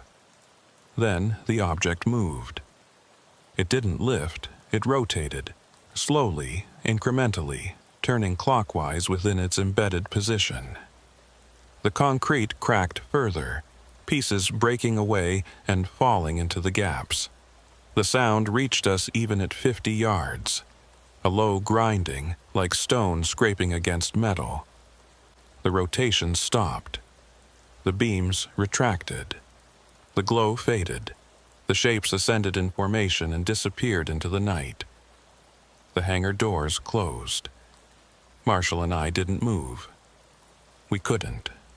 What we'd just witnessed defied every rational explanation I could construct. The object wasn't just placed in the hangar. It was anchored there, and the shapes, whatever they were, had just activated it. "We need to go inside again," Marshall said. "Now?" "Yes, before anything changes." We crossed the open ground and approached the hangar. The access door was still locked, but Marshall had brought a pry bar. He wedged it into the gap between the door and the frame and applied pressure. The lock gave with a sharp crack. We stepped inside. The hangar was cold, colder than the air outside. Our flashlights cut through the darkness, illuminating the concrete floor, the bare walls, and the object at the center. Marshall had described it accurately. It was circular, approximately 15 feet in diameter, made of a dark metallic material that didn't reflect light in a normal way. The surface was smooth but textured, covered in shallow grooves arranged in concentric patterns. The concrete around it was shattered, pushed upward in jagged sections, and the grooves on the object were glowing faintly, residual light from the beams. I approached slowly, stopping a few feet from the edge. The object radiated cold, the same unnatural cold I'd felt in the sand. I knelt and pressed my hand against the concrete, ice cold. I touched the edge of the object itself. It hummed, not audibly.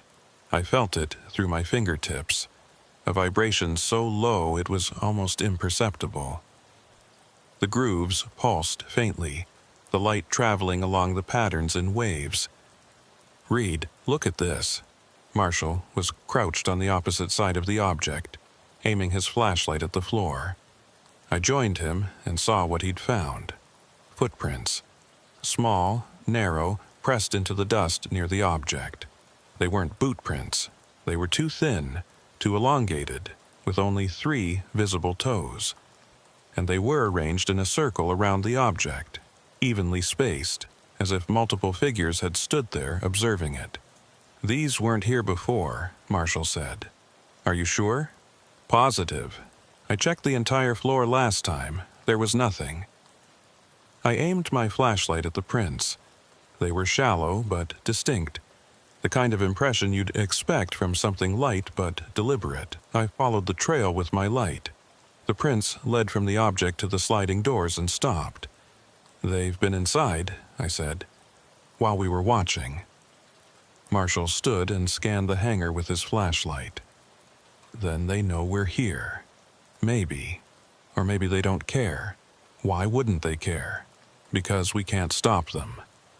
The words hung in the air, heavy and final. Marshall didn't argue. He just continued scanning the hangar, looking for anything else that might explain what we were seeing. Near the back wall, he stopped. "Reed." I joined him. He was aiming his flashlight at a section of the wall where the metal siding had been pulled away, revealing a gap large enough for a person to fit through. The edges of the metal were bent outward, as if something had forced its way in from the outside. "That wasn't there during the last inspection," Marshall said. "Could it be structural damage?" "No. Look at the edges. They're clean. This was done deliberately." I crouched and examined the gap. Beyond it was darkness, a narrow space between the outer siding and the inner framework of the hangar. I aimed my flashlight inside. Something moved. I jerked back. Marshall grabbed my shoulder. "What did you see?" "I don't know. Something shifted." "How big?" "I couldn't tell. It was just movement." Marshall pulled me away from the wall. "We need to leave now." We moved toward the access door, walking quickly but not running. The hangar felt different now, oppressive, like the air itself was watching us. As we reached the door, I heard it again, a low hum rising from the object at the center of the floor. The grooves began to glow brighter. "Go," Marshall said. We exited the hangar and didn't stop until we reached the barrier. Behind us, the hangar remained dark and silent. The glow from the object wasn't visible from outside. "Did you record any of that?" Marshall asked. I checked the voice recorder. It was still running. I played back the last few minutes. Our voices came through clearly, but beneath them was another sound. Low, rhythmic, almost musical. The same frequency we'd heard on the radio logs. "They're here," Marshall said quietly, "and they've been here the whole time." We returned to our trucks and finished our shifts without incident. Neither of us filed a report. We didn't discuss what we'd seen. We just drove our routes and waited for dawn. But I knew we couldn't keep this to ourselves much longer. The object in Hangar 4 wasn't just a passive installation. It was active, monitored, and something was using it. Whether it was a beacon, a portal, or something else entirely, it represented technology far beyond anything I'd encountered. And if the military knew about it, if they were allowing it to remain there, then the implications reached far beyond a single sealed hangar in the Nevada desert. Marshall called me 2 days later. His voice was strained. "I'm being reassigned." "What?" effective immediately. They're moving me to a facility in New Mexico, some kind of personnel rotation. That's not random, Marshal. I know. Someone's paying attention, and they don't want me here anymore. What about me? I don't know. But if I were you, I'd start looking for a transfer before they make the decision for you. He was gone within a week. I never saw him again. I stayed at the facility for another 3 months. I was reassigned to day shifts, away from the airfield, doing equipment inventory in a warehouse on the far side of the compound.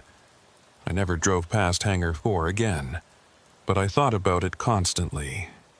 The object embedded in the floor, the footprints circling it, the shapes descending from above, scanning and activating it, the gaps in the wall, the movement in the darkness.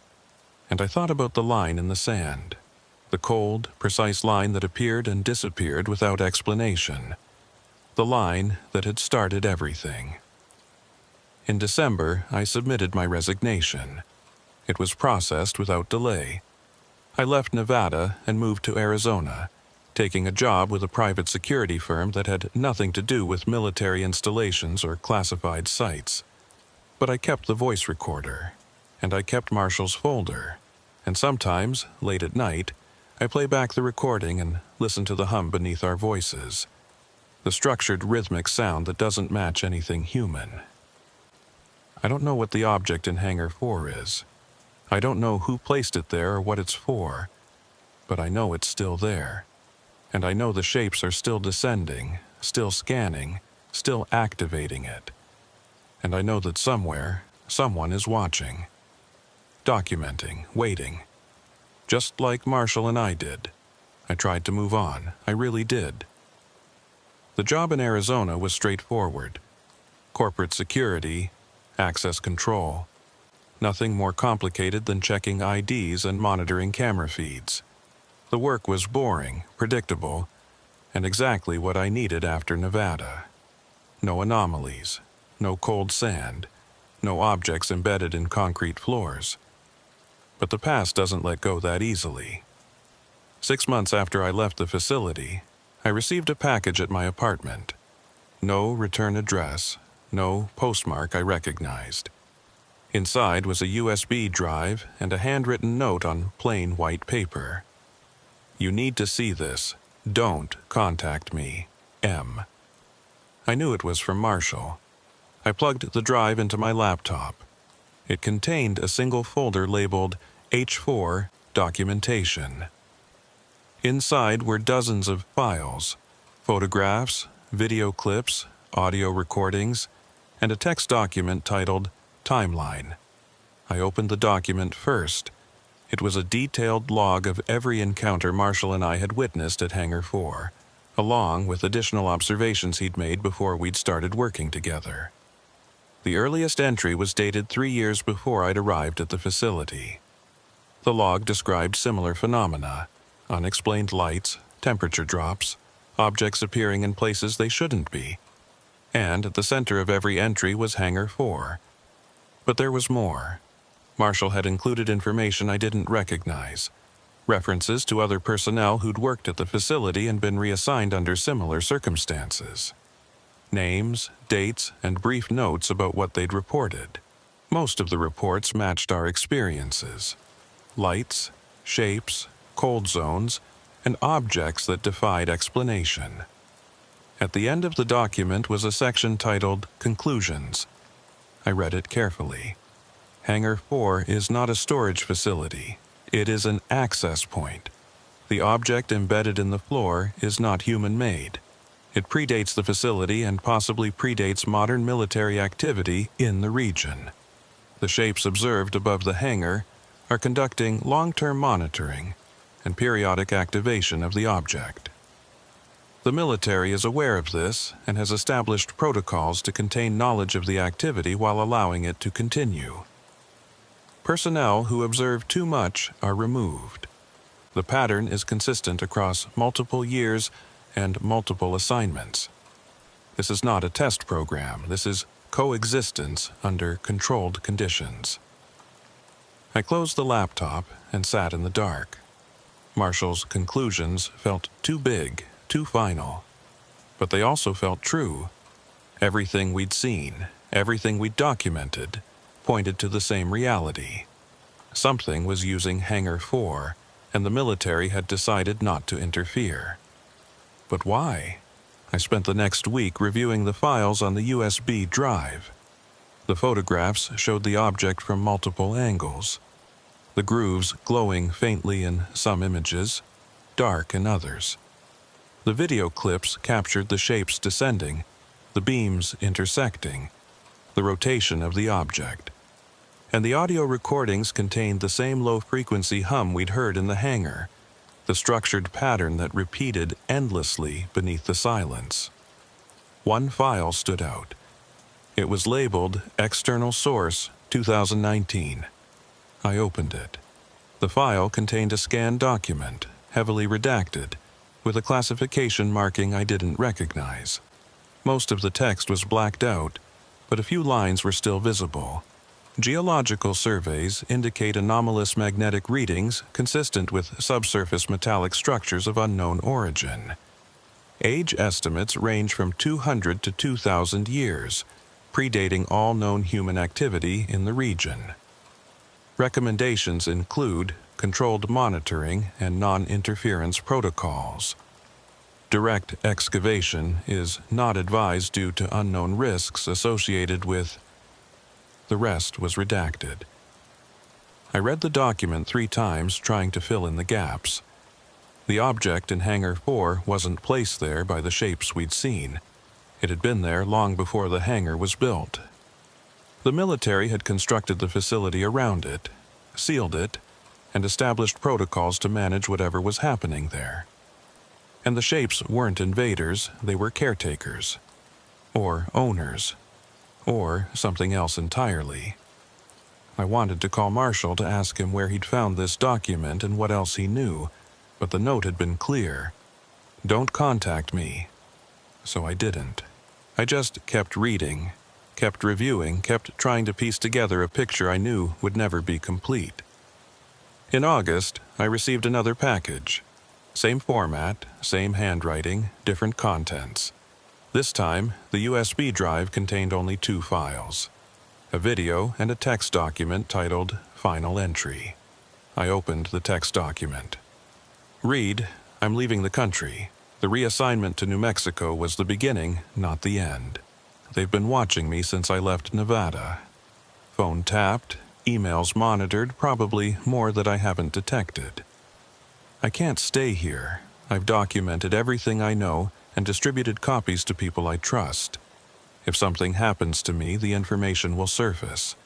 If nothing happens, it stays buried. Either way, I'm done.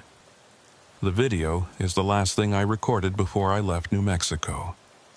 Watch it. Then decide what you want to do with what you know.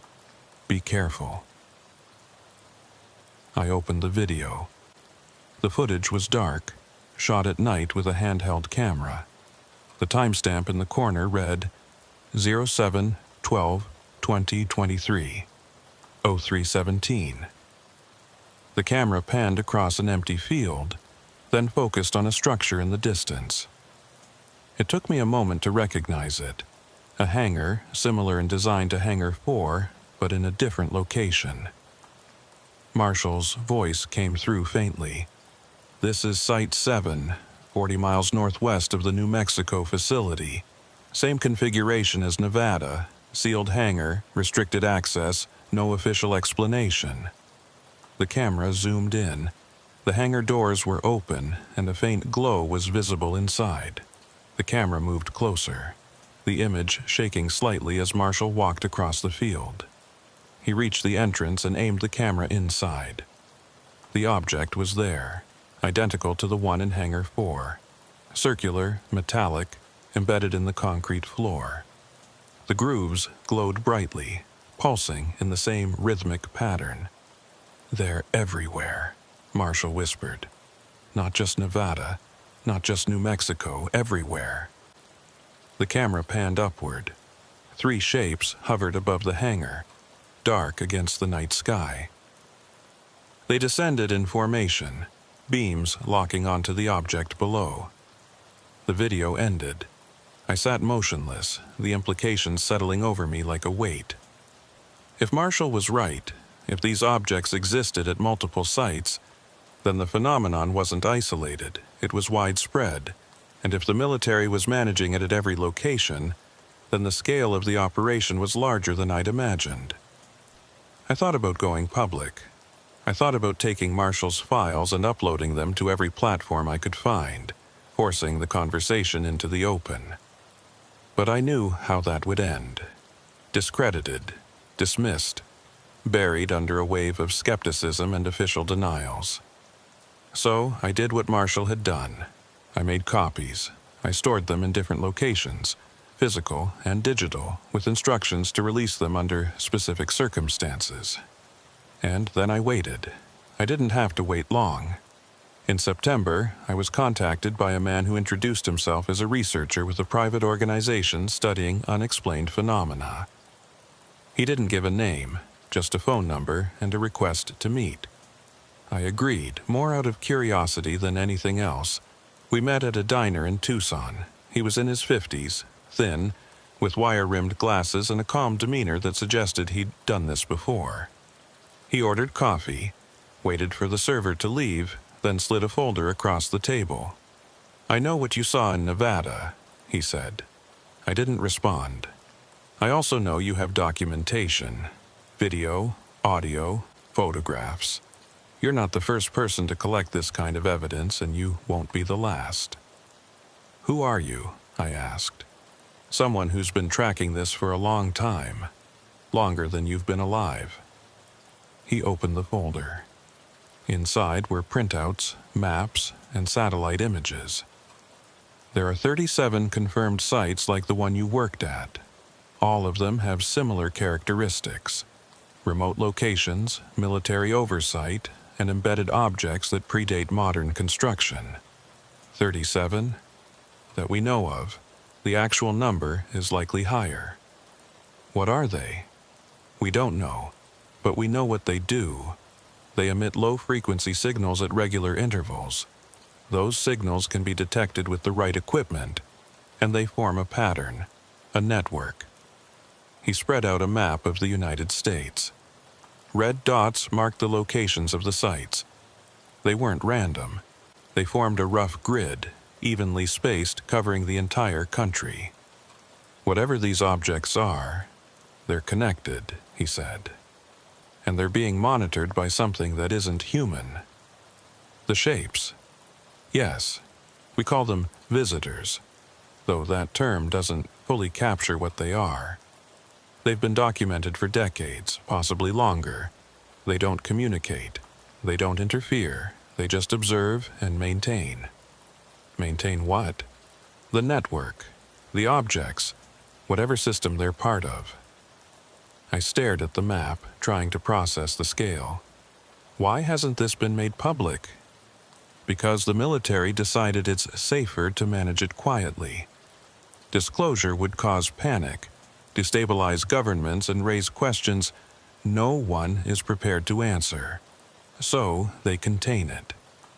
They reassign personnel, redact documents, and ensure the information stays fragmented. And you're trying to piece it together. We are. But we need more data, more witnesses, more documentation. That's why I'm here. He slid a business card across the table. It had no name, just a phone number and an email address. "If you want to contribute, contact me. If you want to walk away, I understand. But know that what you saw in Nevada isn't going away.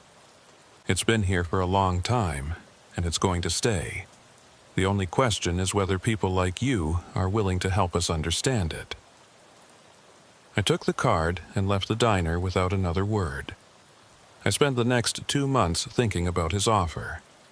I reviewed Marshall's files again, studied the map, and considered the implications of joining an organization dedicated to exposing what the military wanted hidden. In November, I made my decision. I contacted the researcher and agreed to meet again. This time, he brought others. 3 men and 2 women, all of whom had worked at similar sites and witnessed similar phenomena. We spent hours comparing notes, cross-referencing timelines, and identifying patterns in the data. What emerged was a picture far more complex than I'd imagined. The objects weren't passive installations. They were active nodes in a network that spanned the entire planet. The signals they emitted synchronized with each other, creating a low-frequency pulse that could be detected globally. And the shapes, the visitors, weren't just monitoring the objects. They were maintaining the network, ensuring it functioned without interruption. But the purpose of the network remained unknown. Some in the group believed it was a mapping system designed to catalog the planet's geological and magnetic properties. Others thought it was a communication array, transmitting data to a location we couldn't identify. A few believed it was a defense mechanism, though against what, they couldn't say. I didn't have a theory. I just knew what I'd seen, and I knew it was real. Over the next year, I contributed everything I had to the group. Marshall's files, my own recordings, the voice logs, the photographs. It all went into a shared database, encrypted and distributed across multiple servers to prevent it from being erased. In March, the researcher contacted me with a request. We're planning to visit one of the sites, Nevada, Hangar 4. We have access through a contact who still works there. Do you want to come? I hesitated. Part of me wanted to go back, to see the object again, to confirm that everything I remembered was real. But another part of me knew that returning would reopen wounds I'd worked hard to close. I'll think about it, I said. I didn't go. Instead, I watched the footage they recorded. The hangar looked the same. The object looked the same. The grooves still glowed faintly, pulsing in that familiar rhythm. And above the hangar, the shapes descended, just as they had when Marshall and I were there. Nothing had changed. The network was still active.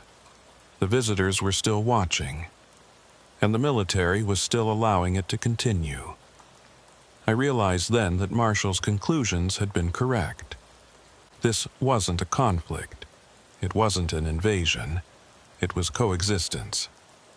The objects had been here long before we built hangars around them, and they'd remain long after those hangars crumbled. The visitors weren't our enemies. They were custodians of something we didn't understand and might never understand. And the military, for all its power and resources, had come to the same conclusion. They couldn't remove the objects. They couldn't stop the visitors. So, they contained the knowledge, managed the sites, and ensured the system continued to function without public awareness. It was a pragmatic solution to an impossible problem. I stopped attending the group meetings after that. I didn't delete my files and I didn't destroy the evidence. I just stepped back, because I realized that exposing the truth wouldn't change anything. The objects would still be there. The visitors would still descend, and the network would still pulse beneath the surface of the world, invisible and incomprehensible. Some truths are too big to change. I still have the USB drives. I still have the recordings. And sometimes, late at night, I pull up the video of the object in Hangar 4 and watch the grooves pulse with light. I think about the line in the sand, cold and precise. I think about the shapes descending without sound. And I think about Marshall, wherever he is, carrying the same knowledge I carry. We saw something we weren't supposed to see.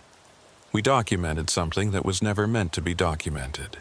And now we live with the weight of knowing that the world is stranger and older and more complex than anyone wants to admit. That's my ending, not closure, not answers, just knowledge. And the knowledge that somewhere, in a sealed hangar in the Nevada desert, an object embedded in concrete is still pulsing with light, still sending signals across an ancient network, still being maintained by visitors who've been here longer than we have. And that's how it's always been, and that's how it will always be.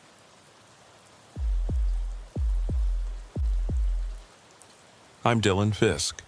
I spent 5 years as a training pilot at a classified airfield in the Nevada Test and Training Range. My job was straightforward: take new pilots through their certification flights, log their hours, evaluate their performance, and sign off on their clearance levels. Most days that meant circling the same air corridors, running the same drills, and filing the same paperwork. The work was repetitive, predictable, and exactly what you'd expect from military flight training. Until the night of October 3rd, when the fuel didn't burn. I'm writing this because my co-pilot that night, Alyssa Brewer, thinks someone needs to document what happened before the records disappear completely. She's probably right. The official logs show a routine training flight with no anomalies. But Alyssa and I know different. We saw something in the airspace above the restricted zone. We experienced something that doesn't match any aircraft performance I've ever studied. And when we tried to report it, the system told us we were authorized to observe, but not to question. I'll start at the beginning. The airfield sits in a basin surrounded by low mountains that turn purple at sunset. No civilian traffic within 100 miles. No commercial routes overhead. The only aircraft in that airspace belong to the military, and even then, only specific units are cleared to fly there. I'd been based at the facility since 2018, long enough to know every approach vector, every altitude restriction, and every radio frequency by heart. Alyssa Brewer was assigned to my unit in September. She was 28, former Air National Guard, with sharp eyes and a methodical approach to flying that I respected immediately. She'd logged over 1,000 hours in various aircraft, but needed additional certification for the specific models we used at the facility. My job was to take her through the qualification process. We'd flown together 4 times before October 3rd. All daytime flights. All routine. On October 3rd, we were scheduled for a night navigation exercise, a standard requirement for her clearance. The flight plan was simple. Take off at 2100 hours. Fly a predetermined route through the restricted airspace, return to base by 2300, and log the flight data. I completed the pre-flight inspection at 2030. The aircraft was a modified T-38 Talon, older but well-maintained, equipped with upgraded avionics and extended fuel tanks. Everything checked normal. Fuel full. Hydraulics green. Electrical nominal. I signed off on the checklist and waited for Alyssa in the ready room. She arrived at 2045, carrying her flight bag and a clipboard with the navigation charts. "Weather looks clear," she said. "No wind advisories." "Should be smooth," I said. "We'll run the northern loop, hit the waypoints, and be back in under 2 hours." We walked to the flight line together. The October air was still warm, the kind of dry heat that Nevada holds on to long after sunset. The sky was already dark, stars beginning to show in the east. I climbed into the front seat. Alyssa took the rear. We ran through the startup sequence, engine spooling up with the familiar high-pitched whine. Tower cleared us for takeoff at 2057. I advanced the throttles and felt the aircraft respond, accelerating down the runway, lifting smoothly into the night. We climbed to 10,000 feet and turned north, following the first leg of the route. The cockpit was quiet except for the engine noise and the occasional radio check. I kept my eyes on the instruments, scanning altitude, airspeed, fuel flow. Alyssa called out waypoints as we reached them, her voice calm and professional over the intercom. At 2134, we were 40 miles north of the airfield, cruising at 12,000 feet. The terrain below was invisible, just a black void punctuated by the occasional light from a distant compound. I was about to call the next heading change when Alyssa spoke. "Dylan, do you see that?" "See what?" 11 o'clock high, maybe 5 miles out. I looked through the canopy to the left. At first, I saw nothing but stars. Then I saw it, A shape, dark against the sky, stationary. It looked like a metallic silhouette, angular, maybe the size of a small jet. But it wasn't moving, it just hung there, suspended. "I see it," I said. "Is that another aircraft?" "I don't know. It's not showing on radar." I glanced at the radar display, empty. No contacts within 20 miles. I looked back at the shape. It was still there, perfectly still. No navigation lights, no exhaust glow, nothing that would indicate an active aircraft. "Tower, this is Tango 38. We have visual on an unidentified object at our 11 o'clock high, approximately 5 miles. Can you confirm traffic in our vicinity?" The response came after a few seconds. "Tango 38, we show no traffic in your area. Can you describe the object?" "Metallic, angular, stationary, no lights, not showing on our radar." A longer pause. "Continue your route. Maintain visual contact and report any changes." "Copy." I adjusted our heading slightly to get a better view. The shape became clearer as we approached. It was large. Much larger than I'd initially thought. Maybe 60 feet across with sharp edges and a smooth surface that didn't reflect light in a normal way. It looked almost like a star, a bright point against the dark, but without the shimmer or twinkle you'd expect. Just solid, fixed, unreflective. "That's not one of ours," Alyssa said quietly. "No, it's not." We closed to within 3 miles. The shape remained motionless. I checked the radar again. Still empty. I checked the fuel gauge. Normal consumption. I checked the altimeter, the airspeed indicator, the compass. Everything read normal. Then the shape moved. Not gradually. It didn't bank or turn. It just shifted position, sliding laterally across the sky in an instant. One moment it was ahead of us. The next moment it was to our right, maybe 2 miles out, at the same altitude. "Did you see that?" Alyssa's voice was tight. "I saw it." "How did it move that fast without acceleration?" "I don't know." The shape held its new position for 10 seconds, then shifted again. This time it dropped below our altitude, descending 1,000 feet in the blink of an eye. No arc. No deceleration. Just a clean, vertical drop. I keyed the radio. "Tower, the object just changed position.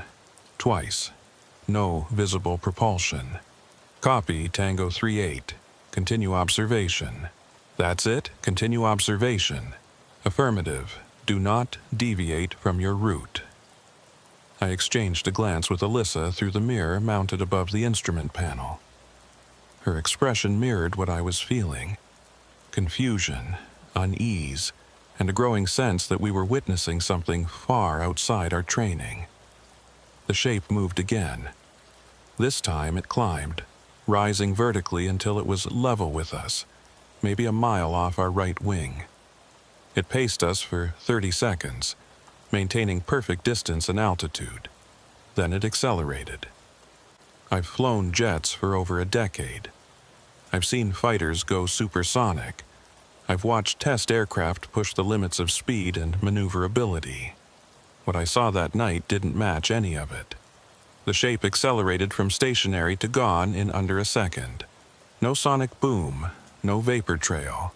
It just vanished, as if someone had turned off a light. "Tower, the object has departed our area. High-speed acceleration to the north." "Copy, Tango 38. Resume your route." I took a breath and checked the instruments. Everything still read normal. Fuel gauge showed we'd burned approximately 20% of our load, consistent with our flight time.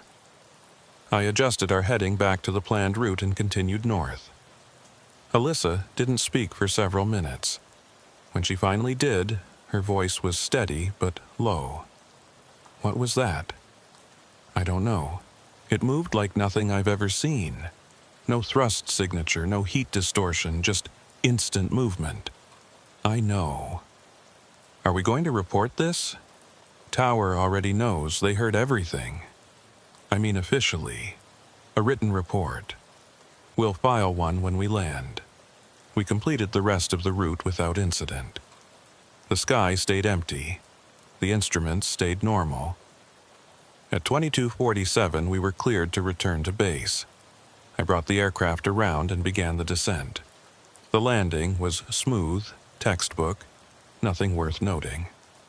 We taxied to the hangar and shut down the engines. The ground crew approached with the standard post-flight checklist. I climbed out and walked around the aircraft, looking for anything unusual. No scorch marks, no damage.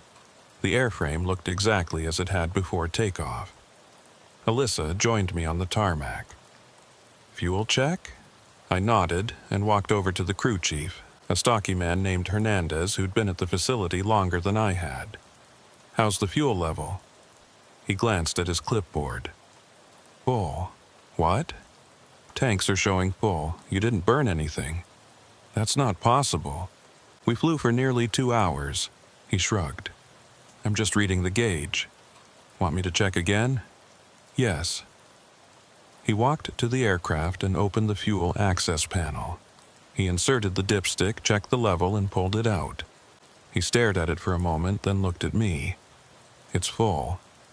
Let me see. I checked it myself. He was right. The tanks were full. Not almost full. Completely full, as if we hadn't flown at all. That's impossible, Alyssa said, joining us. We burned fuel. I watched the gauge the entire flight. So did I said. It showed normal consumption. Hernandez closed the panel. I'll log it as a gauge malfunction. But the physical level doesn't lie. You didn't burn fuel.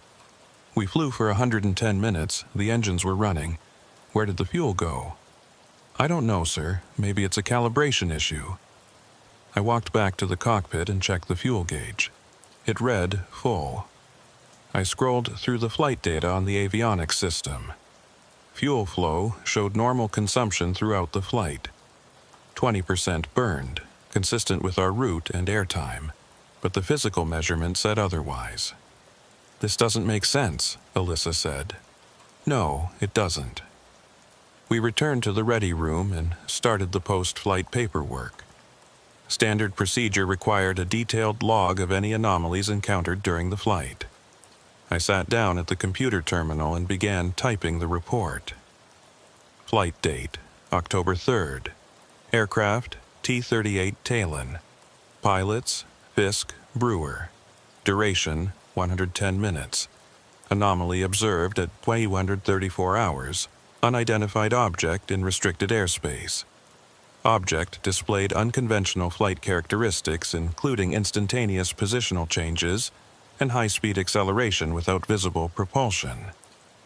Additionally, post-flight fuel measurement indicates zero consumption despite normal gauge readings during flight.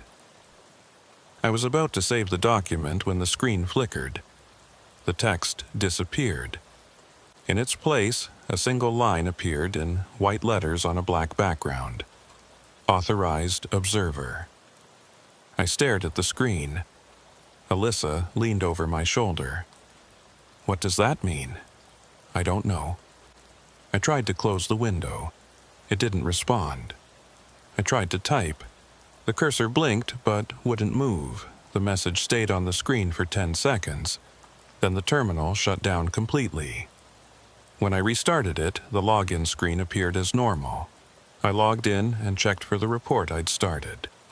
It wasn't there. No draft, no saved file, nothing. They deleted it, Alyssa said. Or the system did. Systems don't display messages like that on their own. No, they don't. We sat in silence for a moment. Finally, I stood. Let's go to the operations office. We'll file a verbal report with the duty officer. The operations office was a small room in the main building, staffed 24 hours by rotating personnel. The duty officer that night was a captain I didn't recognize, younger than me, with a name tag that read Morton.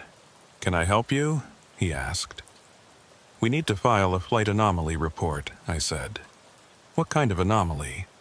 Visual contact with an unidentified object during a night training flight.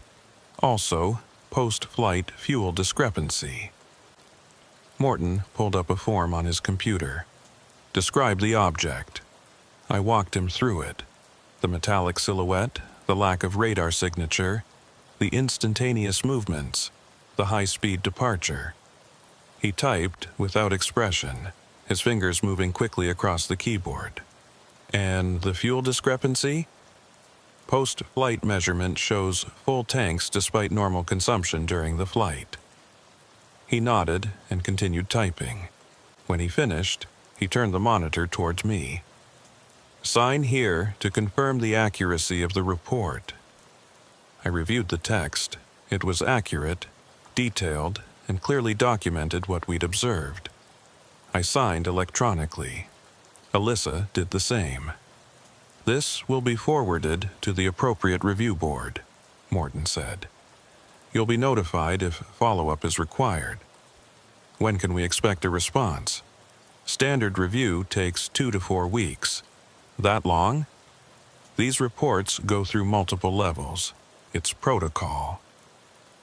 We left the office and walked back to the parking lot.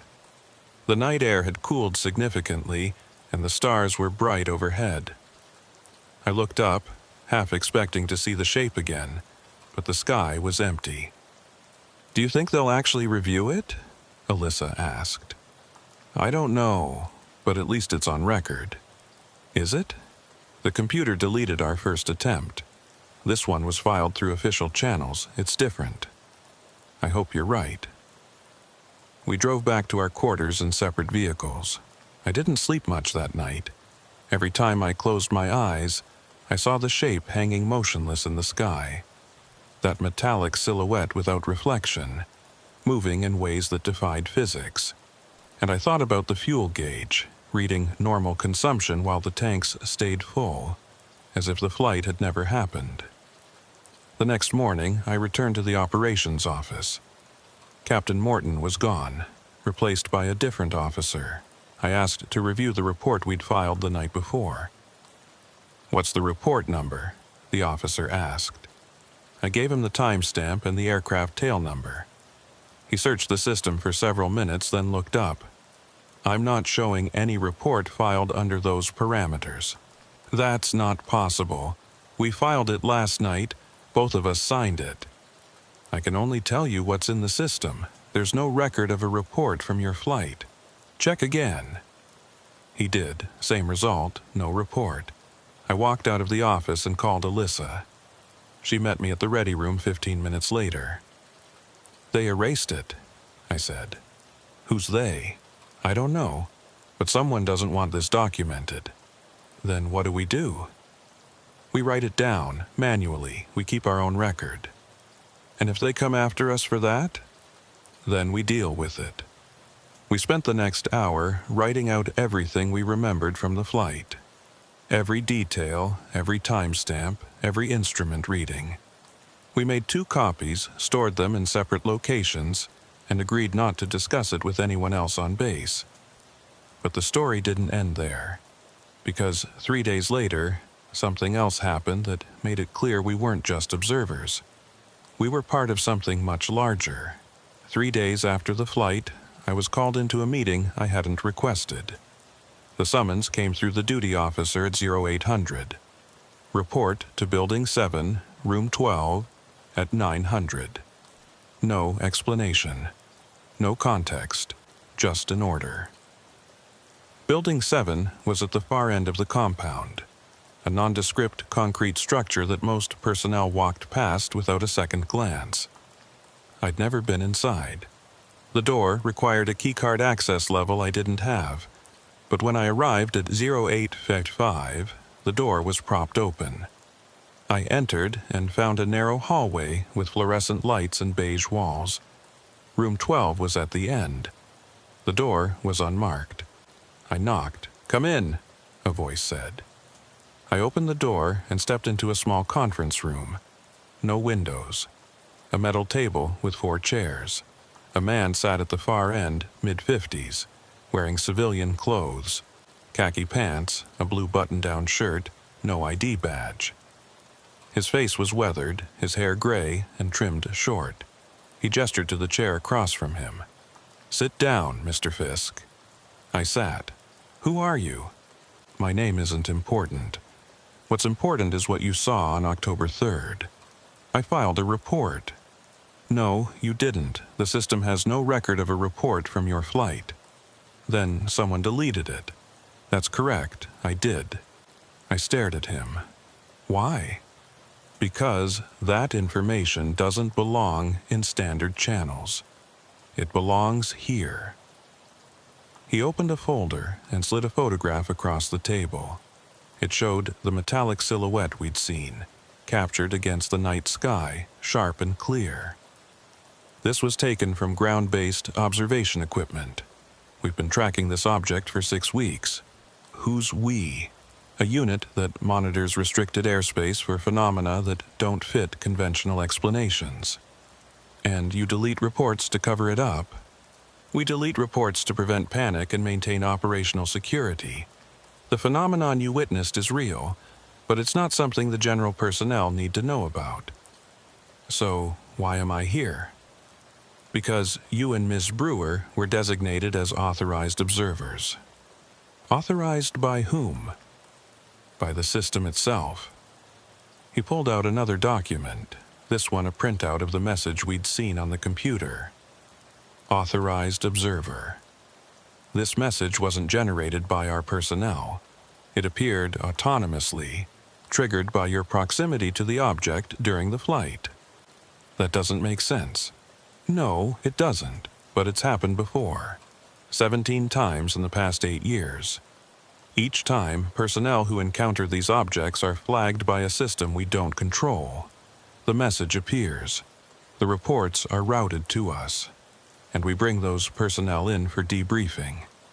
A system you don't control. That's correct. We've tried to identify the source. We've analyzed the code. We've traced the network pathways. The message originates from outside our systems, but it integrates seamlessly with our software. As if something external is monitoring our databases and selecting specific individuals. I leaned back, trying to process what he was saying. You're telling me that something, not someone, decided Alyssa and I should be authorized observers? That's what the evidence suggests. And the fuel? Why didn't we burn any fuel? He closed the folder. We don't know. It's one of several anomalies associated with close proximity to these objects. Time discrepancies, instrument malfunctions, physical impossibilities like zero fuel consumption. We document them, but we don't understand them. How long has this been happening? Decades, possibly longer. The first documented case in this program dates back to 1987, but there are references in older records that suggest similar phenomena going back to the 1950s. And the military just allows it? The military doesn't allow it. The military tolerates it, because the alternative, attempting to engage or interfere, has resulted in worse outcomes. Like what? He paused. Aircraft failures. Pilots disoriented. One incident in '94 where a fighter jet experienced total systems failure after attempting to intercept one of these objects. The pilot ejected safely, but the aircraft was never recovered. It disintegrated mid-air. So, the policy is to observe and not engage. Correct. And to designate specific personnel as authorized observers when the system flags them. What does that mean? What are we supposed to observe? Anything you encounter. Anything that doesn't fit conventional explanations. You'll continue your normal duties, but you'll also report directly to this unit whenever you experience something anomalous. And if I refuse, you won't refuse, because you've already seen it. And once you've seen it, you can't unsee it. The question isn't whether you'll continue observing. It's whether you'll do it with our support or on your own. I thought about Alyssa, about the handwritten notes we'd hidden, about the deleted reports, and the message on the screen. He was right. We were already involved, The only question was how deep we wanted to go. "What about Alyssa?" I asked. "She'll be briefed separately. Same offer, same expectations. And if we report what we see to anyone else? You won't, because no one else will believe you, and if they do, we'll ensure the information doesn't spread. By deleting it. By managing it. There's a difference." I stood. "I need time to think about this. You have 24 hours. If you agree, you'll be given access to additional resources. If you decline, you'll be transferred to a different facility by the end of the week. That's not much of a choice. It's the only choice you have." I left the room and walked back to my quarters. The sun was high, the October heat building across the tarmac. I thought about the metallic silhouette, the way it had moved without sound or propulsion. I thought about the fuel tanks, full despite 2 hours of flight. And I thought about the message, "Authorized Observer." Alyssa called me that evening. "Did they bring you in?" "Yeah. Same here. Did they tell you about the system?" "They told me it's not ours." "That's what they told me too. Do you believe them?" "I don't know, but I believe something is watching, and I believe it chose us." "So what do we do?" "We agree. We observe, and we document everything, just like we've been doing. But now we have Yatina access to their data. Maybe we can figure out what's really happening.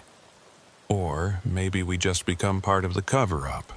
Maybe, but at least we'll know more than we do now." We both agreed to the arrangement. The next morning, I received a keycard that granted access to Building 7 and a login for a secure database. The database contained reports from other authorized observers going back years. I spent hours reading through them, looking for patterns. What I found was consistency. The objects appeared in restricted airspace, always at night, always without radar signature. They moved in ways that defied physics. Instant acceleration, right-angle turns at high speed, vertical climbs without thrust. And every encounter resulted in some kind of anomaly. Instruments reading incorrectly, time discrepancies, fuel consumption irregularities. But there was something else. A subset of reports mentioned direct interaction, not communication, but acknowledgement. Observers who got close to the objects reported feeling watched, as if the objects were aware of their presence. Some described a low-frequency hum that they felt more than heard. Others reported brief losses of time, gaps in their memory that couldn't be explained. One report from 2016 caught my attention. A pilot named Garrett had encountered an object during a solo reconnaissance flight. He'd gotten within half a mile before the object emitted what he described as a pulse of pressure. His instruments failed simultaneously. Engine, navigation, communications, everything went dark. The aircraft glided for 30 seconds before systems restored themselves. When he landed, the maintenance crew found nothing wrong. Every system tested perfectly. But Garrett reported something else. During those 30 seconds of silence, he'd heard a voice, not through the radio, inside his head. It hadn't spoken in words, just conveyed a single concept. Wait. Garrett had filed 3 more reports over the following year, each documenting similar encounters. Then his reports stopped. I checked his personnel file. He'd been transferred to a research position at an undisclosed location. No contact information, no forwarding address, just gone. I found similar patterns with other observers. Extended contact periods followed by sudden transfers or reassignments. Some left the military entirely. A few had medical retirements, though their files showed no physical injuries. The system seemed designed to cycle people through observation phases and then remove them before they could form a complete picture. I shared this with Alyssa during our next medical screening. She'd been reading the same database, noticing the same patterns.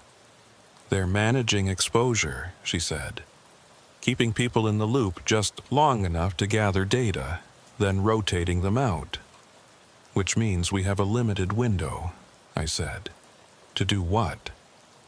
To understand what they want from us before we get rotated out too. The medical screenings became more intensive after the scanning incident. They drew blood twice a day, ran neurological tests every morning, and conducted psychological evaluations 3 times a week. The psychologist, a woman named Dr. Keene, asked the same questions repeatedly. Are you experiencing intrusive thoughts, auditory hallucinations, visual distortions, changes in temporal perception? I answered honestly. No hallucinations, no distortions, just the dreams, which were becoming more detailed. Dr. Keene made notes and said the dreams were within expected parameters. When I asked what expected parameters meant, she said that 70% of authorized observers reported similar dream phenomena within 2 weeks of a scanning encounter. What do the dreams mean? I asked. We don't know, but they're consistent enough to suggest a residual effect from the scanning process. Something is being transferred or imprinted. Information, possibly, or just exposure to a different kind of cognitive processing. The scans might be showing you how they perceive reality, and your brain is trying to interpret that in dream states. Are we being changed? Dr. Keene paused before answering. Not in a harmful way, but yes, you're being changed. Your neural patterns show subtle shifts in activity. Nothing dangerous, but measurable. It's as if your brain is adapting to process information it wasn't designed to process. That evening, I met Alyssa at the perimeter fence overlooking the desert. The sun was setting, painting the sky in shades of orange and red. We stood in silence for a while, watching the mountains darken against the horizon. Do you ever think about backing out? Alyssa asked. Every day, I said. But then I think about what we've seen, what we know, and I realize there's no backing out. We're already in it. Yeah. Do you regret agreeing? She thought for a moment. No, because if not us, then someone else. And at least we know what we're looking at. We have the training to understand the implications. Do we? More than most people would. I didn't share all of this with Alyssa immediately. I wanted to process it first, to see if there were patterns I could identify. But the more I read, the less clear things became. The objects didn't follow a consistent schedule. They didn't appear in the same locations. The only common factor was the airspace itself. All encounters occurred within restricted military zones. During one of my late-night database sessions, I found a file labeled Historical Context, Declassified Excerpts. It contained scanned documents from the 1950s and 60s, heavily redacted but still readable in places. One document, dated 1962, described an encounter at a different Nevada facility. The language was formal, clinical, but the content was familiar. Objects with unconventional flight characteristics, radar invisibility, and what the report called apparent sentience. What struck me was a handwritten note in the margin, barely legible. They're not studying our technology. They're studying us. That note haunted me. It reframed everything. We'd been assuming the objects were interested in our aircraft, our capabilities, our military operations. But what if the technology was secondary? What if we, the personnel, were the primary subjects of observation? I raised this theory during a debriefing session in Building 7. The man considered it for a moment, then nodded. That's our working hypothesis. The objects could disable our systems at will if they wanted to. They could avoid detection entirely, but they don't. They allow themselves to be seen, specifically by military personnel in restricted zones. The selection appears deliberate. But why? Alyssa asked. What are they learning from us? That's what we're trying to determine. But consider this, if you wanted to understand a species, would you study their tools or their behavior? Their machines or their decision-making processes? Their behavior? Exactly. And what better way to observe human behavior than to present an unexplainable phenomenon and watch how trained personnel respond? The woman added, Every encounter is a test. How do we react to the impossible? Do we panic? Do we follow protocol? Do we adapt? They're gathering data on human cognitive flexibility, stress response, and capacity for integrating new paradigms. So, we're lab rats, I said. No, you're candidates. There's a difference. 2 weeks after our first night training exercise, Alyssa and I were scheduled for another night training flight. Different route, different aircraft, but the same general area. I filed the flight plan and completed the pre-flight inspection. Everything checked normal. 2 weeks after our first flight, Alyssa and I were scheduled for another night training exercise. Different route, different aircraft, but the same general area. I filed the flight plan and completed the pre-flight inspection. Everything checked normal. We took off at 21:30 and climbed to 15,000 feet. The night was clear, no clouds, the desert below invisible in the darkness. We reached the first waypoint without incident. Then, at 22:08, the radio crackled. Tango 41, be advised we're tracking an anomaly in your vicinity. Maintain your route and report any visual contact. Copy, I said. I scanned the sky. Nothing at first. Then, at 2 o'clock low, I saw it. A faint glow, pale blue, hovering maybe 3 miles out. I have visual, I said. 2 o'clock low, approximately 3 miles. Copy, continue observation. The glow brightened as we approached. It wasn't the metallic silhouette from before. This was different. A sphere of light, maybe 20 feet in diameter, pulsing slowly. It held altitude at 10,000 feet, directly in our flight path. Alyssa, you seeing this? I see it. I checked the radar. No contact. I checked the fuel gauge. Normal consumption. I adjusted our course to pass within a mile of the sphere. As we closed the distance, the pulsing increased in frequency. The light shifted from blue to white, then back to blue.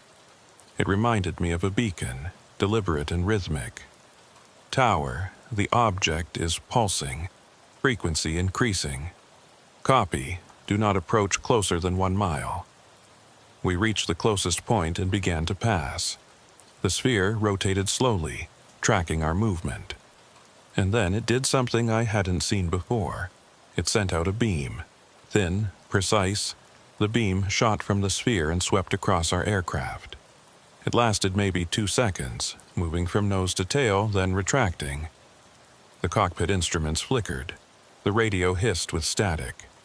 Then everything stabilized. But something felt different. The air inside the cockpit had changed, becoming heavier, denser. I could feel it pressing against my skin.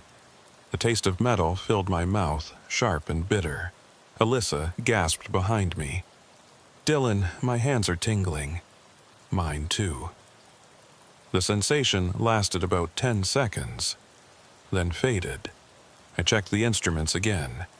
Everything read normal, but my gut told me something had changed at a fundamental level. The aircraft felt lighter somehow, as if gravity had loosened its grip. Tower, the object emitted a scanning beam. Instruments experienced brief disruption. Crew reporting physical sensations. No response. Tower, do you copy? Static. I tried again. Tower, Tango 41 requesting radio check. Nothing. I switched to the backup frequency, same result. The radio was dead. Not just quiet, completely dead. No hiss, no static, no carrier signal, just absolute silence. "Dylan, we've lost comms," Alyssa said, her voice tight. "I know. Stay calm. We'll complete the route and return to base." I checked the navigation system. Still functional, the GPS coordinates were accurate, the heading indicator steady. But something else caught my attention. The chronometer. It had stopped. The digital display was frozen at 22:10:47. I tapped the glass. Nothing. I checked my watch. It showed 22:13:22. 3 minutes had passed that the aircraft's clock hadn't registered. "Alyssa, check your watch." 22 and 3. The cockpit chronometer stopped at 22:10. A pause. "That's not possible. We didn't hit anything. There's no electrical fault indicated." The sphere held position for another 30 seconds, then accelerated upward. It didn't climb gradually. It shot straight up, disappearing from sight in under 3 seconds. The moment it vanished, the radio crackled back to life. "Tango 4-1, tower. We lost your signal. Do you copy?" I keyed the mic. "Tower. We copy.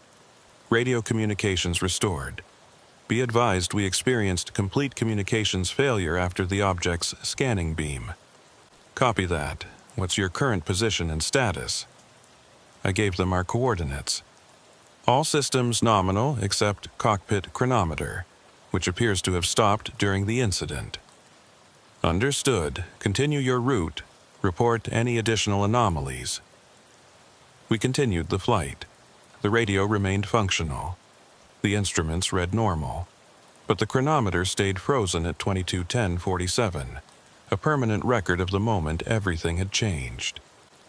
"Dylan, we've lost comms," Alyssa said. "I know. Stay calm. We'll complete the route and return to base." The sphere held position for another 30 seconds, then accelerated upward. It didn't climb gradually. It shot straight up, disappearing from sight in under 3 seconds. We continued the flight. The radio remained dead. When we landed at 2319, the ground crew was waiting with concerned expressions. Hernandez approached as I climbed out. "You okay?" he asked. "We're fine. Lost radio contact during the flight." "We know. Tower tried to reach you multiple times, no response. The radio died after we encountered the object." "What object?" I exchanged a glance with Alyssa. "Check the fuel level."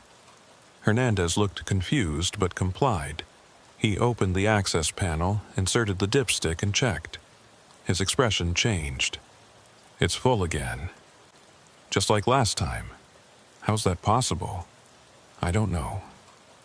We filed a verbal report with the duty officer, a different captain this time. He took notes without comment and told us the information would be forwarded appropriately. We knew what that meant. It would be routed to the unit in Building 7. The next morning, I received a message to report to Room 12 at 1000 hours. When I arrived, the same man from before was waiting, along with a woman I hadn't seen. She was in her 40s, wearing a uniform with no rank insignia. "Sit down," the man said. I sat. Alyssa entered a moment later and took the chair beside me. "Last night's encounter was significant," the man said. "The object made direct contact with your aircraft. That's only happened 3 times before in this program." "What does contact mean?" Alyssa asked. The woman answered. "The beam you encountered was a scanning process. We believe it's collecting data, structural information, electromagnetic signatures, possibly biological markers from the crew." "Biological markers," I said. "We don't know for certain. But previous personnel who were scanned reported unusual physiological effects in the days following contact. Heightened awareness, changes in sleep patterns. In one case, a pilot reported improved visual acuity that persisted for 6 months. Are we in danger? We don't believe so. None of the previous cases resulted in lasting harm. but we'll be monitoring you closely over the next few weeks." "What are they?" Alyssa asked. "These objects, what are they looking for?" The man leaned forward. "We don't know, but we have a theory. These objects aren't random visitors. They're conducting a long-term observation program, gathering data on military capabilities, technology, and personnel. The restricted airspace isn't coincidental. They're specifically interested in our operations. Then, why don't they communicate? Why just observe? That's the question we've been asking for decades, and we don't have an answer." The woman stood and handed us each a folder. "These contain medical screening protocols. You'll report to the clinic daily for the next 2 weeks. Blood work, neurological assessments, standard procedures. If you experience anything unusual, report it immediately." "And then what?" I asked. "Then we continue observing," the man said, "because that's all we can do." We left the meeting with the folders in hand. Alyssa and I walked to the parking lot in silence. Finally, she spoke. "Do you think they're telling us everything?" "No, neither do I. But I think they're telling us what they know, and I think what they know is incomplete. So we're all just guessing." "Pretty much." Over the next 2 weeks, we reported to the clinic daily. The tests were thorough, but revealed nothing abnormal. I didn't experience heightened awareness or changes in sleep patterns. Neither did Alyssa. We continued flying, continued filing reports, and continued reading through the database of encounters. And then, on November 1st, something changed. The change started with a dream. Not a nightmare, not exactly. Just a recurring image that appeared every time I closed my eyes, the metallic silhouette hanging motionless against the stars. In the dream, I was closer to it than I'd been during the flight. Close enough to see details. The surface wasn't smooth. It was covered in patterns, geometric shapes arranged in configurations that felt almost mathematical.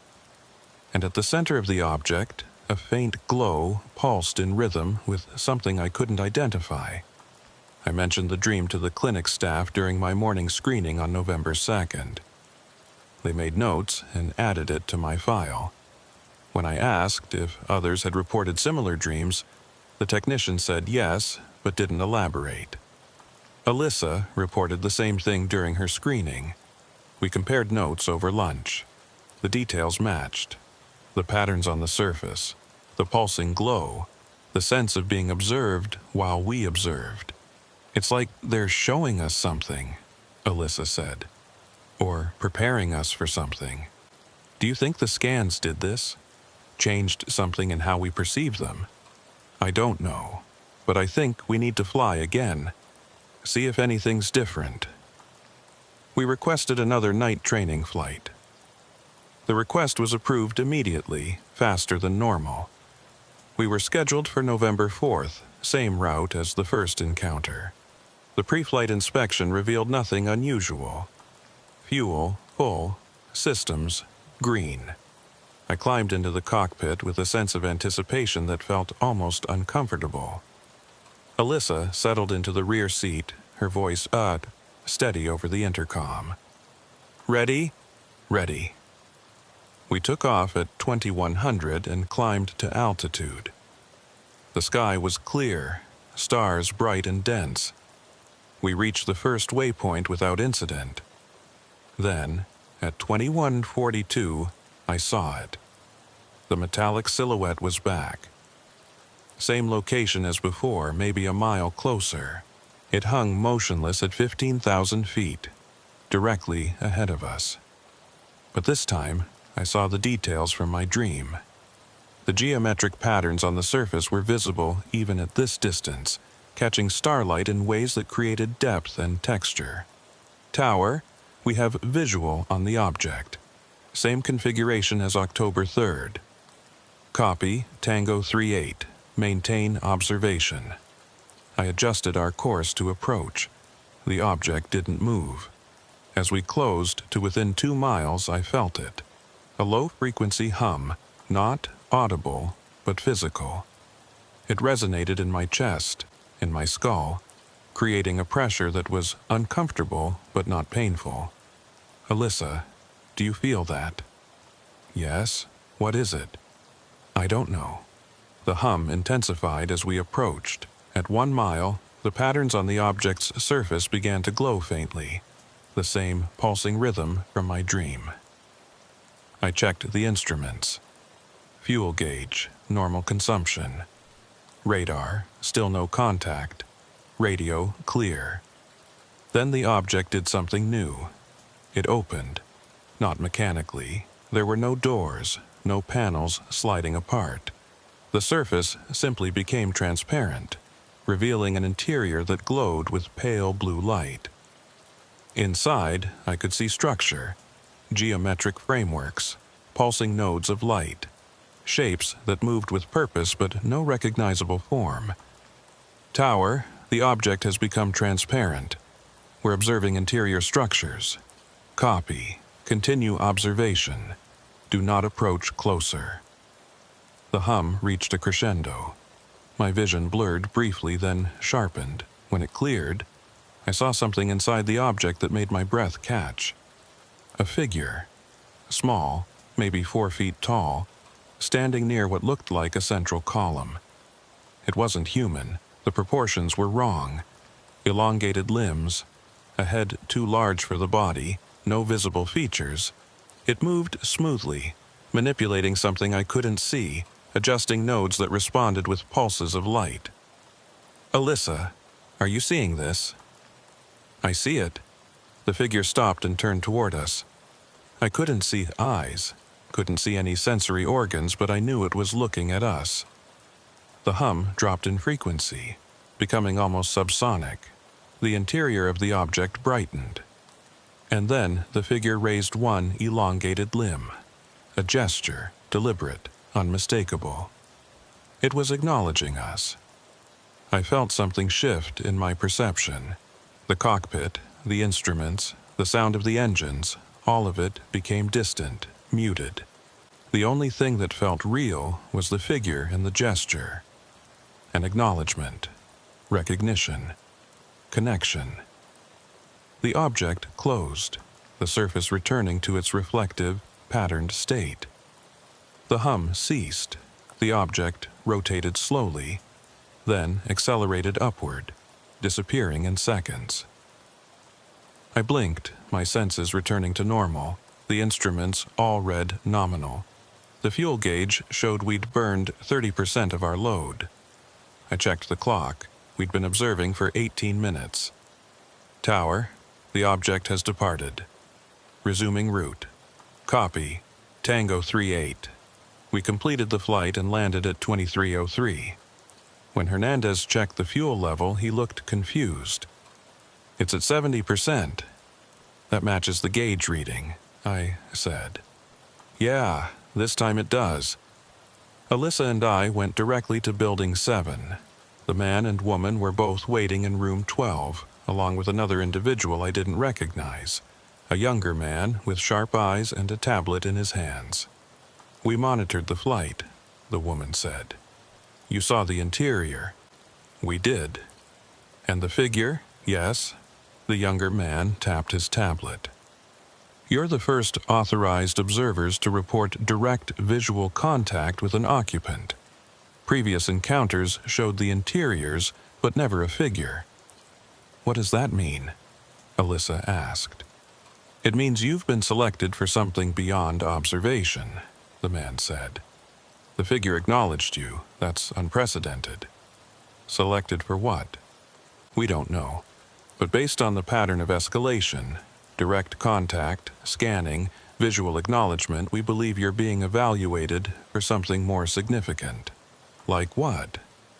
Possibly direct interaction, communication, or something we haven't anticipated. I leaned back in my chair. You're saying they're testing us? We're saying they're preparing you for what we can't predict.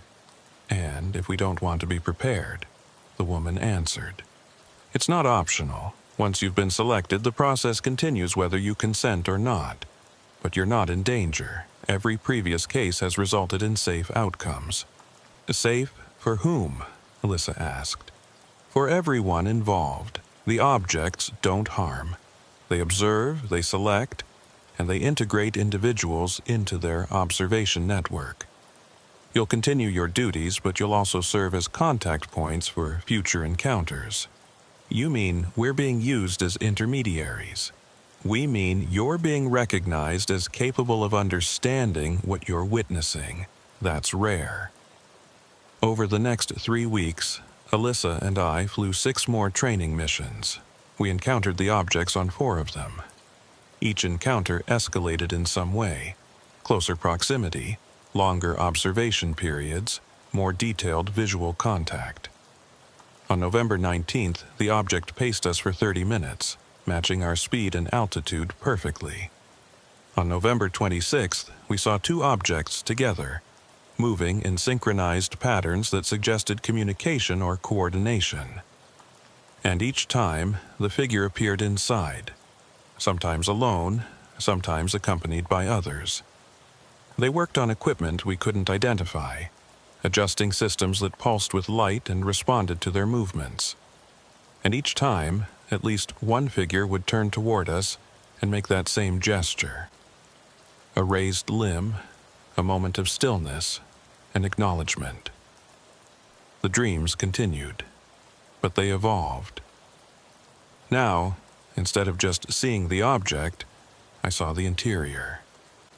I walked through the geometric frameworks, observed the pulsing nodes, felt the hum resonate through structures that felt both solid and fluid. And I saw the figures moving with purpose, tending to their systems, and occasionally stopping to observe me in return. Alyssa reported similar experiences. We compared notes obsessively, documenting every detail. The patterns were consistent. We were being shown something, integrated into something, prepared for something. On December 8th, we were called back to Building 7. This time, the room was different. More people, more equipment. Screens on the walls displayed data we didn't recognize. The man and woman were there, along with the younger man and 3 others I'd never seen. "We've reached a decision," the man said. "Based on your encounters and the pattern of escalation, we believe you're ready for the next phase." "Which is?" I asked. "Direct contact, on the ground." Alyssa and I exchanged glances. "You mean land and meet them?" "No, they'll meet you, at a location they've designated." "How do you know they've designated anything?" The woman gestured to one of the screens. It showed a map of the Nevada test and training range with a single red marker in a remote section of the desert. 3 days ago, this location began emitting a low-frequency signal. The signal matches the hum you've reported during your encounters. It's a beacon. For us, for authorized observers. You're not the only ones. There are 4 others who've been selected over the past 2 years. They're already at the location. What happens there? We don't know. This is the first time the objects have initiated ground-based contact. But based on the pattern, we believe it's benign, an invitation. And if we refuse, then someone else will go. But you've been selected. You've been prepared. You're the best candidates to understand what they want to show you. I looked at Alyssa. She nodded slightly. "When do we leave?" "Tomorrow, 0600. You'll be transported to the location and provided with communication equipment. We'll monitor from a distance. If anything goes wrong, we'll extract you immediately. And if it goes right, then we finally get some answers." We left the meeting and spent the rest of the day preparing.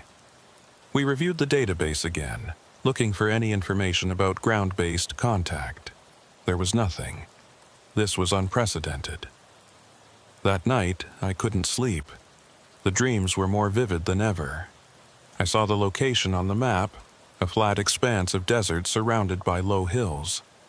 I saw the objects descending, not in formation, but individually, landing without disturbing the sand. I saw the figures emerging, walking with that same smooth gait we'd observed through the transparent surfaces. And I saw myself standing there, watching, as one of the figures approached and extended a limb. Not in acknowledgement this time, in offering.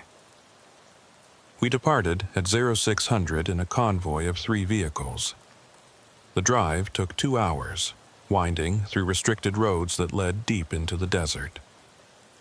The landscape was barren, cracked earth, sparse vegetation, distant mountains that shimmered in the heat. At 0800 we reached the location. The convoy stopped at the edge of a wide, flat area. The beacon signal was audible now, a low hum that vibrated through the ground. I stepped out of the vehicle and felt it immediately. The same sensation from the flights, the resonance in my chest and skull.